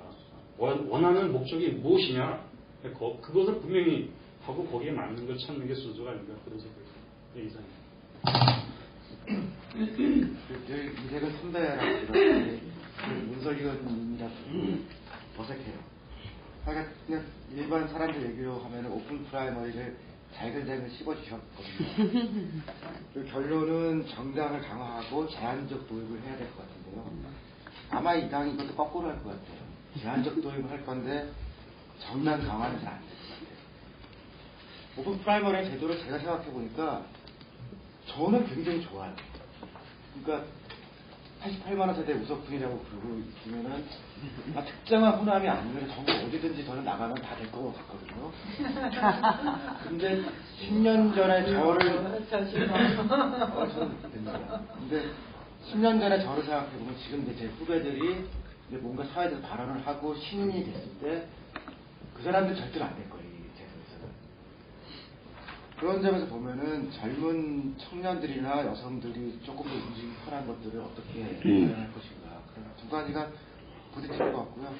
이대근 논설위원님 말씀 중에서 정말로 가슴이 와닿은 거는 이들이 못해서 그런다는 얘기 아니에요. 그런 거는 고민해야 될 것 같고 정치 과정이라는 얘기는 좀 뼈아팠어요. 그러니까 정책을 만들고 당원을 모으고 사람들한테 설명하고 이거를 안 하고 오픈 프라이머리로 이렇게 하는 거는 사실은 너무 간편한 인스턴트 방식이면 안 먹힐 거다. 그냥 뼈아픈 말씀을 하셨어요. 네, 지금 혹시 이제 와주신 분들 중에서 보완하거나 아니면 좀 지적하시고 싶은 말씀 있으면 자유롭게 하시기 바랍니다. 전화기 원장님 뭐 얘기하시죠. 김상님. 저요? 아, 저는 너무 시원했어요. 저는 사실은 이 오픈 프라이머리가 무슨 정치 개혁, 그 다음에 공천 개혁, 이게 아주 굉장히 그 효과적이고 또 민주적인 대안으로 지금 부각된 것이 지금 19대 총선을 앞두고 그때부터 이제 특히 이제 총선에 적용하는 부분이요. 그러니까 지금 대선 부분은 저는 대선이나 그 큰 단위의 선거에서 이게 그 부분적으로 오픈 프라이머리를 도입하는 것은 저는 의미 있다고 생각을 합니다. 그러니까 지금 정당에 하다못해 지금 영국 같은 그 정당 민주주의 오랫동안 발전된 나라도 당원이 10분의 1로 줄어드는 이런 상황에서 일반 시민들의 참여를 어떤 식으로든지 마련해야 된다고 하는 것은 당위라고 생각을 합니다. 당위라고 생각을 하는데 지금 우리 현실에서 특히 이제 큰 단위의 큰 선거구 단위의 선거가 아닌 국회의원 총선부터 시작을 해서 그 이하 선거에 있어서는 이거는 철저하게 동원입니다. 동원의 가능성이 우리가 지난번에도 경험을 했고요. 그리고 기득권에 너무 유리한 제도고 어떻게 보면 우리가 도입해서 활용할 수는 있지만 이 자체가 굉장히 개혁적이고 우리가 새로운 대안이 되는 것은 아닌데 저는 이제 답답한 게 지금 우리 그 현실에서는 오픈 프라이머리가 아주 굉장히 개혁적인 대안으로 부각이 되면서 18대 때는 말에 지금 여야가 같이 합의해서 이것을 도입해가지고 전면적으로 하려고 하지 않았습니까? 저는 정말 이것은 아니라고 생각합니다. 그리고 그런 것들이 계속 진행이 되면서 국민들도 오픈 프라이머리를 하는 정당은 굉장히 개혁적인 정당으로 착각을 하게 돼 있습니다. 저는 이게 지금 우리의 또 한편의 현실이기도 하기 때문에 상당히 걱정스럽습니다. 그래서 사실은 오픈 프라이머리와 관련해서 특히 이제 총선이나 지방 단위가 작은 그런 선거에서 활용하는 부분에 대해서 좀 국민들과 정치권 그리고 전문가들 사이에서도 제대로 공론화가 돼서 이 부분에 대한 인식이 좀 바로 잡혀졌으면 하는 생각을 많이 갖고 있었는데 오늘도 저는 다 지금 토론자들 교수님 또 우리 임채원 연구 이대근 논설위원님 의견에 아주 전적으로 많은 부분 공감을 하고 있고요. 그래서 일단 오픈 프라이머리가 최선의 무슨 정당 정치 혁신이 아니다, 공천 혁신이 아니다라고 하는 것을 좀 더 알릴 필요가 있을 것 같고요. 그리고 지금 도입을 한다고 하면 제한적으로 최재성 의원님 발제대로 좀 큰 선거구의 큰 단위 선거에 그것도 전적으로 100%를 활용하는 것보다는 부분적으로 활용하는 부분으로 하는 것이 어떨 것인가 좋지 않겠는가 하는 생각을 많이 합니다. 그리고 이미 정당이 지금 당원 중심의 정당을 우리가 이제는 어렵다라고 완전히 또 포기할 것은 아니라고 생각합니다. 그래서 적극적으로 당원들이 활동하도록 하고 핵심당원 만들고 대의원이 제대로 된 대의원 노릇을 할 수 있도록 노력하고 그리고 이 지금 정당 자체의 당원들의 그런 폭이라고 할까요? 이걸 넓히는 이런 노력들을 우리가 포기해서는 안 된다. 굉장히 어려운 건 사실입니다. 그렇지만 포기해서는 안 된다고 생각하고요. 그리고 저는 이제 현역으로 어떻게 기득권자이지만은 제가 지역에서 처음으로 지역구를 해보다 보니까 정말 현역이 아닌 사람들, 정치 신인들은요, 너무너무 불리한 지금 이 상황, 구도입니다, 이게, 제도가. 그래서 그런 부분에 대해서도 저는 우리 정당이, 의원들이 관심을 좀 가져줘야 된다고 생각합니다. 그래서 정치 신인들이나 또 지역구를 맡고 있지 않은 그런 신인들이 참여할 수 있는 폭을 넓힐 수 있는 제도 개선, 그 다음에 정당 개혁 이런 부분들이 다 종합적으로 접근이 되어져야 되고, 하여튼 오픈 프라이머리는 굉장한 혁신이다. 이런 국민들의 잘못된 사고를 교정해 줄 수 있도록 하는 것도 굉장히 중요하다고 생각합니다.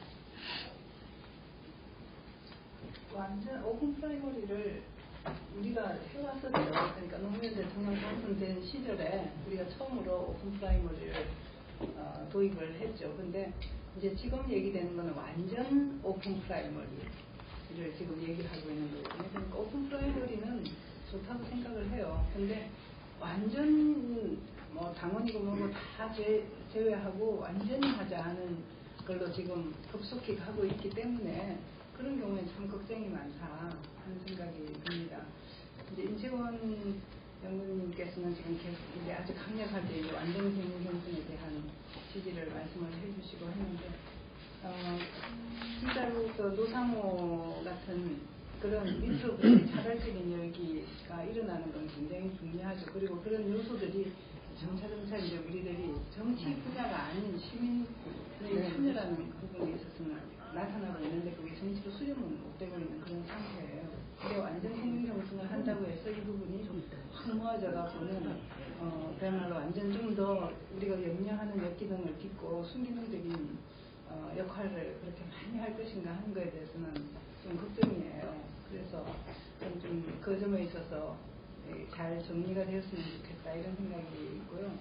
그래서 뭐 같은 김상효 의원님 얘기하고 같은 생각이어서 그래서 좀 약간 반론을 편 이제 임채원 연구원님한테 이제 우리 사정을 제 뜻을 얘기를 하자면은 그 완전 국민 경선을 해야지 지금 굉장히 국민적인 지지가 떨어져 있는 새정치민주연합이 뭔가를 할 수가 있지, 그렇지 않으면은 그냥 좀 또 약간 수선하고 해서 나가는 그런 방식이 되지 않겠는가 하는 염려를 하셨는데, 그것 때문에 또 완전 국민 경선으로 가는 거는 또 다시 한번 큰 시행착오를 가지게 되지 않을까, 이제 이런 생각을 저는 좀 했습니다. 그래서 정혜구 교수님이 이제 발표하실 때 이제 마지막에 경선하는 그 단계 이전에 어떻게 자격 심사를 할 것인가 하는 얘기 굉장히 중요한 포인트를 지적을 해주셨습니다. 완전 국민 경선에 갈 때도 결국은 완전 국민 경선에 가는 후보를 내야지 되는데, 그야말로 뭐 범죄 경력이 없는 사람이라고 해서 다 집어넣을 것인가, 그렇게 할 수는 없는 거지 않겠습니까? 굉장히 추려갖고 2명이면 2명 뭐 이렇게 내놔야지 되는데, 결국은 그걸 추리는 역할 같은 거는 당이 하게 돼 있다고요.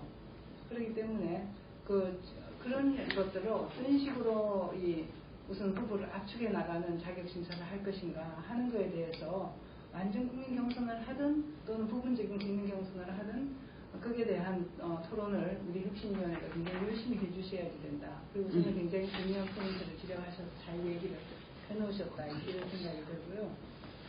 그리고 그 단계별로 확산해서 나가자 하는 거에 대해서는 뭐 여론조사라든지 또 당원이 부족한 데들 이렇게들 생각을 할 경우에 해볼 수가 있는 요소인데, 그래도 어떤 데는 완전 당원만 하고 호남은 거의 완전 당원만 하고 또 영남은 파스 여론조사가 또 상당히 작용하고, 이 부분에 대해서는 아직 완전한 확신은 없습니다만, 특히 호남이 완전히 그냥 당원만 한다는 거가 맞는 것인가 뭐 이런 느낌도 좀 있어서 그 부분은 좀 더 토론을 해보고 싶다 하는 생각입니다. 제가 이야기를 해야 될 상황이 있습니다. 좀 뭐 여기서 소소한 것 같기도 하고요. 그래서 좀 말씀드려요. 저도 이거 할 때 좀 어떻게 이야기를 해야 될지 고민이 많았습니다. 저는 규범적으로는 정당 정치, 책임 정치가 옳다고 생각하거든요. 저는 뭐 복지효과를 노동으로 계속 분석해 보려고 하는데 잘 안 되거든요. 그런데 그 규범적인 것 말고 지금 그 정치적 상황이나 흐름이 어떻게 흘러가고 있는가, 이게 그 상황에 우리가 지금 새정치민주연합의 진보가 압도당하고 있고 그걸 치고 나가지 못하는 상황에서, 그러면 그 상황을 흐름을 타가지고 넘어가야 되는 이런 국면인데, 지금 오픈 프라이머리 이 하나만 보더라도 아까 말씀하셨지만은 국민들은 이건 프레임 자체를 이건 오픈 프라이머리를 적극적으로 수적용하는 거는 혁신적인 거고 그렇지 않은 건 대행적인 거다 이렇게 생각하고 있거든요. 그러면 이 틀을 어떻게 깰 수 있느냐, 이게 첫 번째 문제가 될 것 같고요. 그다음 또 방식 하나는 그리고 본질적인 문제는 지금 제도로서 이게 오픈 프라이머를 하느냐 마느냐가 아니고 시민들의 정치 참여를 확대하느냐. 특히 지금 뭐 호남 향후회로 대표되는 이게 낡은 그 정당 조직들, 지역 조직들을 20대, 40대 여성이 참여하는 새로운 조직을 어떻게 만들어낼 건가 이런 거 같아요. 훨씬 큰 거죠. 시민들이 등장하고. 그럼 이 구도를 깰 때 그러면 조건이 이런 거 어떻게 할 거냐. 방식을 좀 혁신적으로 생각해 보면 조금 아마 제가 말할 때 두 번째 말씀드린 16전 총선과 17년 대선을 상상해 보시면 누구나 그럴 겁니다. 이게 만약에 지금 형태로 가면 새정치민주연합이 혁신 세력으로 몰릴 건가? 특히 오픈 프라이머나 이런 문제에 있어가지고 지금 시기에 우리가 논의하는 조금 점진적인 제도의 개선, 그 요구의 수용 이런 걸로 하면 도대체 16년에 이 세력은 어떻게 비칠 것인가? 17년에는 아무 큰 판이 좀 달라질 것 같습니다. 그건 아마 이 큰 흐름 자체가 우리가 상상하는 이상의 흐름들이 생길 수가 있기 때문에 한국의 압축적으로 대선공강이라는 게 그건 어떻게 흘러갈지 모르겠지만 적어도 16년 총선에서는 아마 지금 시기의 논의 수준으로 가면 아마 새정치민주연합은 혁신 세력으로 일으키지 않을 거다. 그럼 여러 가지가 있을 텐데 그 중에 하나가 오픈 프라이머리인데 그럼 이것도 전면적으로 수용하고 그 속에서 풀뿌리 민주주의나 이런 걸 어떻게 받아들이고 그 정치 시민의 참여를 어떻게 확대하는가 이런 식으로 좀 전향적인 그 지금까지는 상상하기에 우리가 맨날 이야기하는 진보의 뭐 책임성 이런 이야기를 했는데 이걸 뛰어넘는 상상을 뛰어넘는 이런 제안들을 해야만 지금 우리가 지금 이기고 앞서가는 세력이 아니라 지지율의 절반의 세력인데 이런 전체 정치판 자체를 흔들어야 되는 이런 모양새인데요. 이런 가운데 뭐 오픈 프라임도 그 중에 하나일 거고요. 아마 16년 총선 관련해가지고 앞으로 정치 일정에서 1년 동안 정치개혁 부분에서는 가장 중요한 문제가 이럴 것 같거든요. 이 흐름을 그리고 이쪽에서 원하는 것만 정치관계법들이라든지 지금 뭐 정치자금법이라든지 뭐 이런 것도 여러 가지 문제가 있다. 공직선거법이라든지 차라리 이런 걸 혁신의 이름으로 오픈 프라이머리 더하기 공세적으로 그런 문제까지 제기하는 것 풀뿌리 조직화 문제를 제기하는 게 맞지 방식을 그런 식으로 적극적으로 전환을 전 국면을 오픈 프라이머리 문제에 있어가지고 국면을 전환하면서 진보의 정치적 가치를 어떻게 창출해 나갈 것인가 그런 식으로 조금 생각하시는 게 좋지 않을까 그런 생각을 합니다. 그래서 제가 제목도 제도로서의 오픈 프라이머리가 아니라 운동으로서의 오픈 프라이머리 그걸 지금 좀 혁신의 과제들하고 관련해서 좀 말씀드리고 저도 이 오픈 프라이머리 찬성하는 입장입니다. 그러니까 17대 제가 이제 국회에 들어왔는데요. 그때 오픈 프라이머리 아니었으면 저는 아마 뭐 국회의원 될 수가 없었을 겁니다. 아마 제 경쟁자들의 양력을 봤을 때 그 공천 심사위원으로 갔으면 저는 아예 예선 탈락했을 것이다. 그렇게 생각 확실합니다. 그런 게. 근데 그나마 이제 그때는 17대 때는 진짜 오픈 프라이머리였어요. 그때는 현역원들은 다 다수 공천을 줬고 현역은 아닌데는 이제 전면 경선을 했는데 그때는 전면 경선 어떻게 했냐면 이제 추출식으로 해가지고 여론조사 기관에서 그 유권자한테 무작위로 전화를 걸어가지고 경선 참여할 거냐 물어봐서 참여하겠다는 사람을 1000명을 만들어서 했었거든요. 그래서 그야말로 이제 공정한 저는 경선이었다고 생각을 하는데 그리고 이제 그 뒤로 우리 당이 그 대체적으로 그 부분에서 굉장히 퇴보를 했다. 18대 공천에서도 거의 뭐 경선을 안 했고 19대 공천에서도 거의 경선을 안 했거든요. 별로 안 하고 지금 뭐 당원상으로는 경선하게 돼 있어요. 당원상으로는. 근데 경선을 과연 했느냐 거의 안 했거든요. 그러니까 오픈 프라이머리 전면 도입을 해도 저는 예외 조항을 또 더욱 두면은 뭐 일정 부분 또 뭐 중앙당에서 걸러내는 절차가 또 있을 거라고 보는데 그러니까 일단은 저는 오픈 프라이머리 도입을 하자 이걸 원칙으로 일단 정하고 그 다음에 오픈 프라이머리의 여러 가지 폐해들을 어떻게 좀 축소시킬 건가 이런 관점에서 접근을 해야만이 이 오픈 프라이머리 제도 도입이 되죠. 오픈 프라이머리가 여러 가지 문제가 많다 뭐 그런 식으로 하면은 저는 이 제도는 영원히 도입 안 될 거다 그런 생각이 들고요. 또 뭐 저는 국민들 좀 믿어야 한다고 봅니다. 국민들 우리가 민주주의라는 게 유권자들을 믿고 국민들을 신뢰한 그 전제하에서 세워져 있는 것인데 국민들이 이 오픈 프라이머리 하지만 아직 국민들이 그 선택을 현명하게 못해서 우리가 바라는 결과를 이룰 수 없을 것이다. 이런 건 조금 또 국민들 너무 신뢰하지 못하는 의견이 아닌가 생각이 되고요. 국민들이 믿고 과감하게 저는 할 필요가 있다. 그리고 우리 당이 이제는 이걸 할 때가 됐다고 봅니다. 하고 또 만약에 해서 또 문제가 또 드러나면 또 새로운 제도를 또 선택해서 앞으로 나가는 것이기 때문에 지금은 오픈 프라이머리를 한번 할 때가 되지 않았는가 그런 생각이고요. 결국은 또 우리 당에 지금 저는 우리 당의 가장 문제가 지금 계파 갈등이라지 않습니까? 계파 갈등과 무슨 친노 비노 다툼이 제일 지금 당의 큰 문제고 그것이 우리 당의 가장 큰 모순으로 지금 지적이 되고 있는데 아무리 생각해도 저는 그 모순을 깰 수 있는 방법은 오픈 프라이머리가 없다고 봅니다. 바로 어떤 방법을 택해도 결국은 당대표가 모든 권한을 주게 되고 결국은 당대표의 어떤 의중에 따라서 공천이 되게 되고 그러면 당연히 선거에 출마할 사람들 누구나 당대표한테 잘 보이고 줄 서려고 그러고 그건 당연한 거 아니겠습니까? 그걸 과감하게 정말 우리 당에 어차피 제도라는 게 장단점이 있고 어차피 유불리가 있는 것인데 결국은 지금 우리 당의 가장 문제가 뭐냐를 먼저 우선순위를 선정을 해서 그거를 과감하게 타파하는 것이 저는 혁신이고 약간의 부작용이 일정 부분 있다 하더라도 우선순위를 정해서 제도를 설계해야 된다. 그런 관점에 보면은 우리 당의 계파 갈등 문제를 해결하는 데 가장 핵심적인 약이 될 수 있고요. 또 어차피 소수가 했을 때는 좀 더 효율성이 있고 좀 더 이제 전문가적 시각이 될 수 있다는 그러한 장점이 있지만은 역시 저는 다수의 공론화장으로 가는 것이 여러 가지 비효율성이나 또 부작용도 있을 수 있지만 역시 또 공론화 다수가 참여하는 것이 보다 더 민주주의적인 제도고 우리 당이 지향해야 될 제도가 아닌가 그런 점에서 이번 정책 심의에서는 오픈 프라이머리 제도를 좀 강력하게 추진하는 것이 저는 옳겠다 그런 생각입니다. 제가 출마 검토하는 사람들 지역에서도 만나보니까요.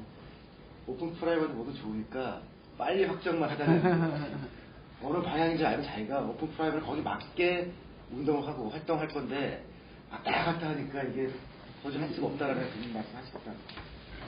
원영위원장님 안 말씀하시죠?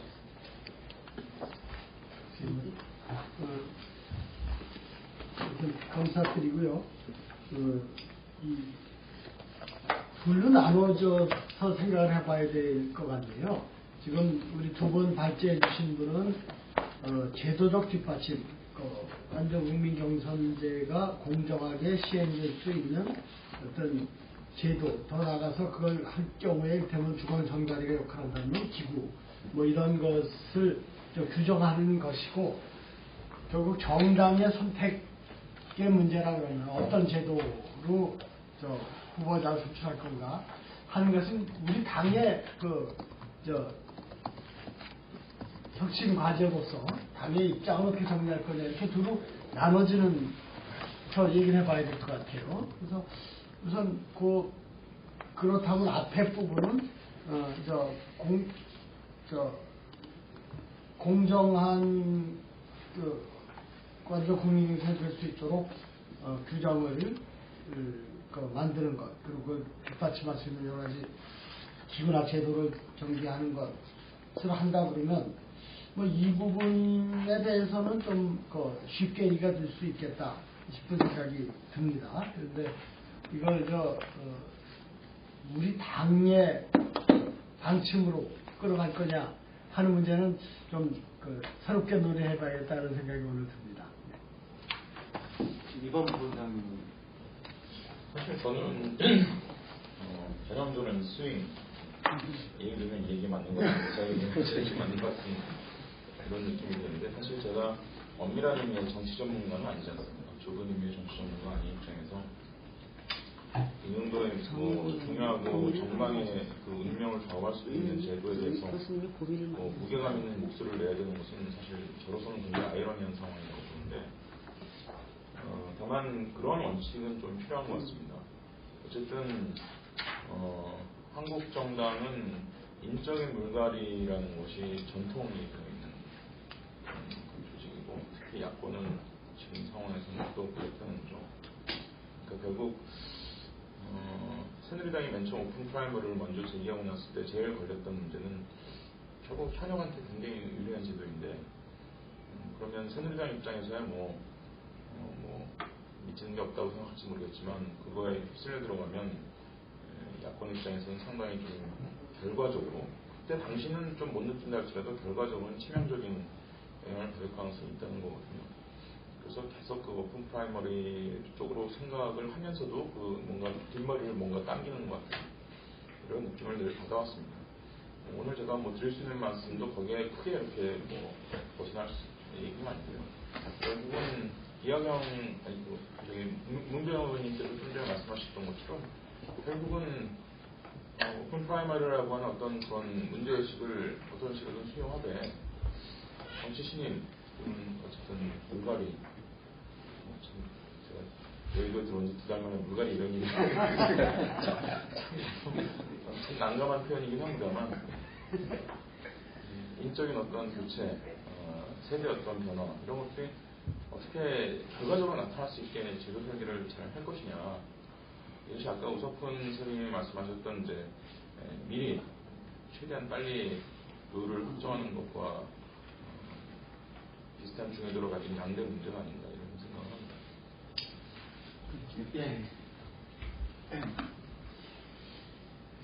그 저희들이 이제 그 혁신이라는 문제를 생각할 때 저희들이 잠깐 좀 이렇게 오버하는 문제가 좀 있어요. 그 문제는 제가 볼 때 이제 새정치연합의 혁신이 뭐냐라고 했을 때 많이 바꿔라. 이제 그런 식으로 이제 생각을 하는데 그냥 밖에서는 뭐 당연히 그렇게 생각하죠. 뭐 잘 안 되니까 다 바꿔라. 솔직히 그런 얘기 할 수 있어요. 그런데 하나의 정당에서 뭐 여관장처럼 이렇게 손짓 때 이렇게 할 수는 없는 거예요. 제가 볼 때는 굉장히 중요한 게 사실 그걸 면밀히 이렇게 보면 제가 볼 때는 혁신의 하한선은 당의 안정성이에요. 그 다음에 상한선은 모두 바꿔라. 그런데 당의 안정성을 얘기하는 사람은 거의 없어요. 그런데 제가 볼 때 사실 그 새정치연합은 당의 안정성도 확보가 안 된 그런 당이에요. 그래서 가장 먼저 해야 될 게 당의 안정성 속에서 혁신을 얼마만큼 이제 해나갔냐라는 두 가지 도끼를 이제 같이 잡아야 되는 그런 문제입니다.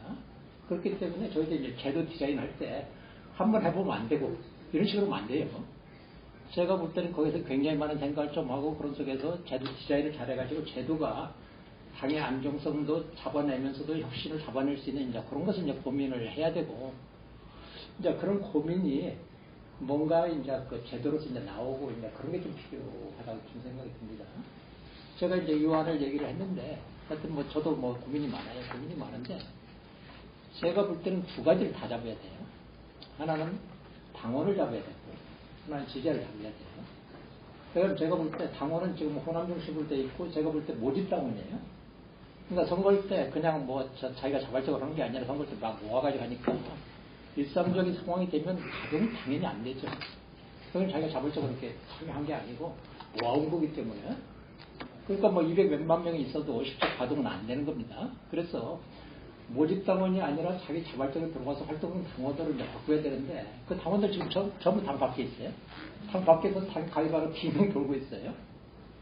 그래서 당으로서의 당원도 강화시키고 그 다음에 밖에서 빙빙 돌고 있는 젊은 사람도 잡아들이고 이걸 잘 결합시킬 수 있는 어떤 제도 디자인 이런 걸 하고 이런 걸 통해서 이렇게 그냥 같이 발전해 나가는 그래서 제가 볼 때는 우리가 제가 볼 때 제 방안이 굉장히 절충적이에요.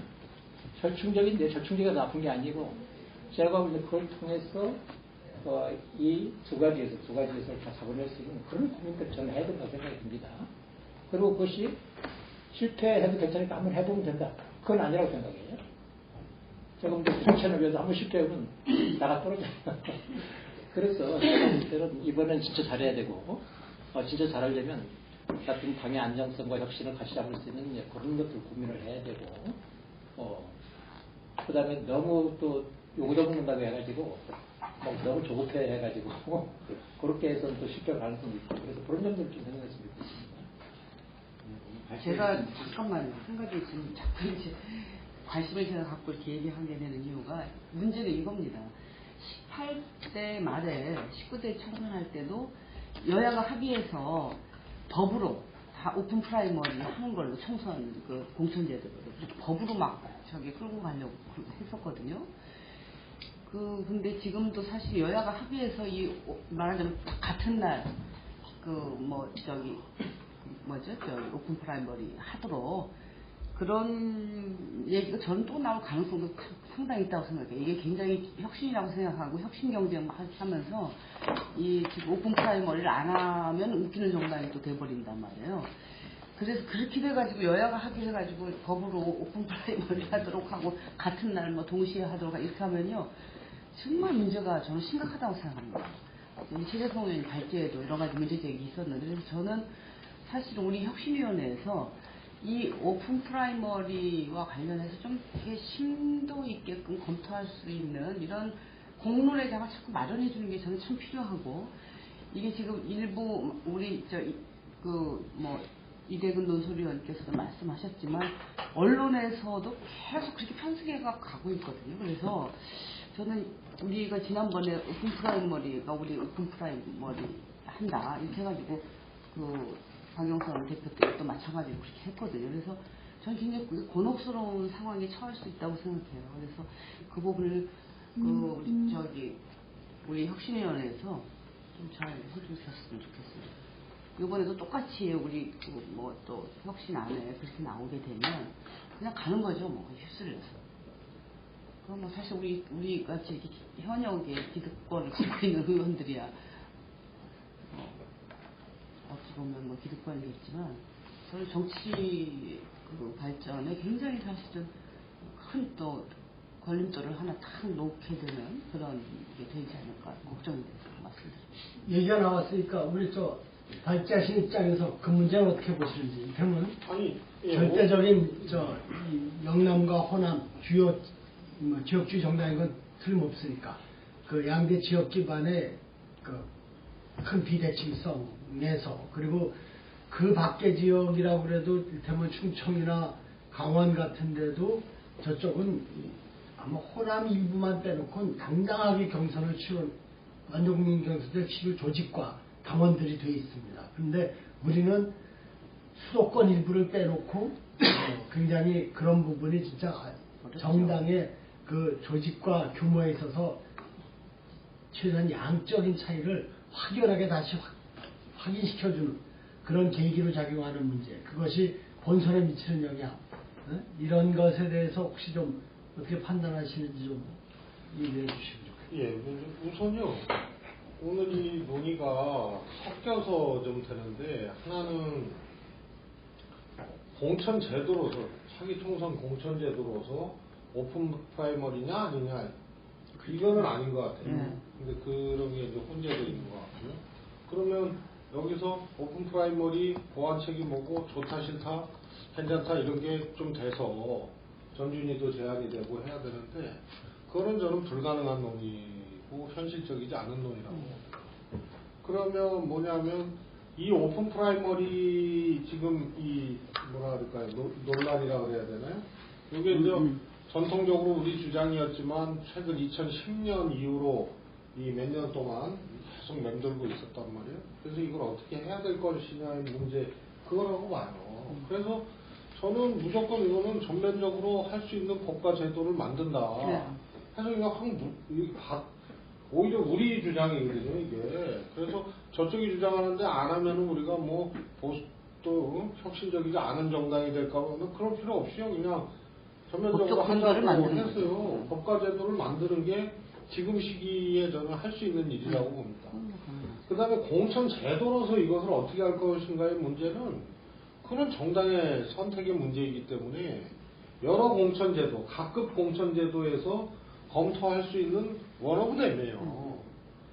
근데 새누리에서 동시 오픈 프라이머리를 얘기하는데 그건 법적으로도 성립될 수 없는 문제이고 예컨대 전국이 다가 아니거든요. 저기 주장도 남양주에서 그러면 오픈 프라이머리 하자 그러면 여야가 같은 날 한다는 거예요. 그리고 그거 안 하기로 한 데는 또 뭐 안 할 수도 있는 거고요. 그래서 이런 것은 지금 특정할 만한 그 논쟁의 대상은 아니다. 저는 이렇게 보고 있고요. 그래서 지금은 정무적으로나 혹은 이것에 대한 이제 호불호를 떠나서 법적 장치를 마련하는 거는 저는 당연한 일이라고 봐요. 다만 우리 이제 주의 주장이 전면 오픈 프라이머리를 할 수 있도록 가자 하는 거는 나는 문제가 없다고 봅니다. 그건 법적으로 하면 되는 거니까. 그래서 이 부분이 크게 하나 있고요. 이제 공천 제도 자체로 우리가 혁신이 가능한가의 문제는 제 생각은 지구상에 존재하는 모든 경선 제도는 우리가 완전 오픈 프라이머리 빼고는 다 해봤거든요. 세계에서 하여튼 이런 나라가 없을 거예요.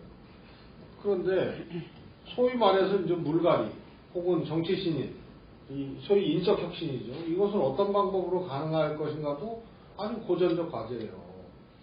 그런데 모든 경선은 불가능합니다. 제가 보기엔 인적 혁신. 어떤 경선도 저는 불가능하다고 봐요. 하나 딱 있다면 배심원제입니다. 그래서 영국 노동당에서 취약지구 좀 부밍업을 위해서 아주 제한적으로 사용했던, 그래서 변별의 기준으로 놓고 보면 여론조사는 저는 이 경선의 도구로 적당치 않다고 생각을 하고, 그건 당적 컨센서스가 이미 형성이 된 부분입니다. 그래서 아주 사정이 급하거나 예외적인 것을 제외하고는 도구로서 적당치 않다. 그 다음에 이제 체육관 선거가 있죠. 국민경선이든 참여경선이든 오프라인에서 모여서 하는 거는 유세라도 듣고 홍보물이라도 보고 하는 거 아닙니까? 그러니까 여론조사보다는 낫다는 거고. 소위 공론조사나 이 배심원제 같은 경우는 2-3시간 토론하고 한단 말이에요. 그래서 변별력이 있는 것으로는 저는 아주 합당한 건데, 배심원당 구성을 어떻게 할 것인가의 문제에 대한 이제 이 기준과 기능들이 또 잘 이렇게 돼야 된다고 봐요. 그래서 이거 아니면은 당원 중에 배심원단을 뽑거나 이렇게 되는 순간 역시 현역이 유리합니다. 그러나 다른 것보다는 현장에서 이 엎어질 가능성이 가장 큰, 기득권에 대한 가장 강력한 저항의 도구로서는 배심원제가 저는 거의 유일무이하다고 보거든요. 그래서 전략공천, 이제 아까 우리 정 교수께서 컷오프로, 근데 저는 컷오프에서 현역을 잘라내기 위해서는요, 현역들이 주요 당직 겸직을 하면 안 된다고 봐요. 그 잘라내는 헤게모니를 현역들이 갖고 있는데, 그렇지 않습니까? 그래서 오히려 과거에는 현역을 위협하거나 혹은 꼭 해야 될 사람이나 세력의 위의 요소를 컷오프나 이런 데서 잘라내서 유리한 경선 구도를 만드는 경우, 그러니까 거의 맞춤형 설계를 하는 이런 걸로 악용이 됐단 말이에요. 그래서 피상적으로 컷오프에서 잘라낼 수 있다는 것에 대해서는 구조적 장치가 되지 않으면은 불가능하기 때문에 당의 분권 구조나 이런 것을 시스템화하면서 저는 정 교수님 말씀도 아주 안정적으로 현실화될 수 있다. 컷오프에서 잘라내는 문제나 이런 말씀을 드리고 싶어서요. 그래서 모든 경선은 현역에서 절대적으로 유리하기 때문에 인적혁신이라는 이 전통적 과제를 또 앞으로도 또 있을 수밖에 없는 이것을 가장 혁신적이고 안정적으로 할 수 있는 방법을 경선에서 찾는 거는, 저는 그거는 정말 이 우물가에서 숭늉 찾는 거라고 봅니다. 그래서 인적혁신은 전혀 다른 과제로 해야 됩니다. 그것은 저는 두 가지라고 보는데, 하나는 잘라내는 거죠. 기득권이 있는 사람을 어떻게 합리적으로 잘 잘라낼 것인가의 문제입니다. 그래서 전략지역 지정을 하지 않습니까? 지정을 하고 거기에 한 사람을 꼽거나 거기를 경선시키잖아요. 현역을 배퇴시키고. 그래도 본선에서 문제가 없다. 그러니까 선거 승리에 대한 또 과제도 있죠. 그래서 잘라낸 사람이 출마를 해버리잖아요. 그럼 경선 참여를 못하고 하면은 무소속 나갈 수가 있잖아요. 그럼 우리가 지는 거예요. 이런 것까지 다 감안해서 해야 되기 때문에 현역을 물갈이하고 정치 혁신을 하는 문제는 경선이라는 틀 안에서 진행이 돼야 되는데, 그러면 현역이 유리하다는, 이 아주 면밀하고도 예민하고도 정말 어떻게 보면 진퇴양난의 경지까지 다 봐야 되는 문제이기 때문에 저는 결론적으로 전체 당의 공천 시스템의 최선의 방향을 정해서 이것이 선이다라고 하는 것은 저는 불가능하고, 구조적으로 시도당과 중앙당의 분권이나 역할 분담, 또 이 중앙 지도부나 시도당의 공천 과정이나 의사결정을 견제할 수 있는 입법적 형태의 구조로서의 중앙위원회의 제도적인 안착, 또 의원의 주요 당직 겸직 금지, 이런 것을 통해서 저는 어떠한 제도를 통해서 인적 혁신을 하더라도 현실 가능한 것이 된다, 이런 생각입니다. 말씀 안 하신 한마디만, 우리 문명호 선배께서 말씀하신, 저도 그때 이제 이 공천을 받았잖아요. 그거는 이제 저거죠, 국민 경선이죠. 랜덤에서 일정 비율 그렇죠. 뽑아서 체육관에 모여서 하는 건데요. 배심원하고 비슷한 거예요. 유세하고 했습니다. 근데 정치적 환경과 다릅니다. 17대와 18대가 우선 다르거든요. 17대는 의석이 얼마 안 되고 수도권 전체에 국회의원이 몇 명 없었어요. 그래서 다 현역이 아닌 사람들이 경선을 했기 때문에 그 지역이 마련될 수 있었다고 봅니다. 저도 현역이 아니었고, 그때 현역하고 만약에 경선했으면 저는 당연히 졌을 것 같아요. 그래서 그때 열린우리당 그 시절에 특히 수도권 지역에 의석이 적고, 호남은 국민주당이 또 있었기 때문에 의석의 절대 과소 상황에서 신인끼리의 경쟁이 가능했고, 그것의 한 방법으로 체육관 선거를 유권자의 일정 비율을 랜덤을 해가지고 했던 거죠. 그런데 만약에 지금 우리가 이 지금 상태에서 의석이 그때 한 3배 늘었거든요. 17대에 비하면, 아니 16대에 비하면.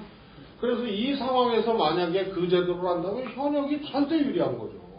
이 환경에 각 그 선거시마다 다른 것이 좀 유념이 돼야겠다, 이런 생각.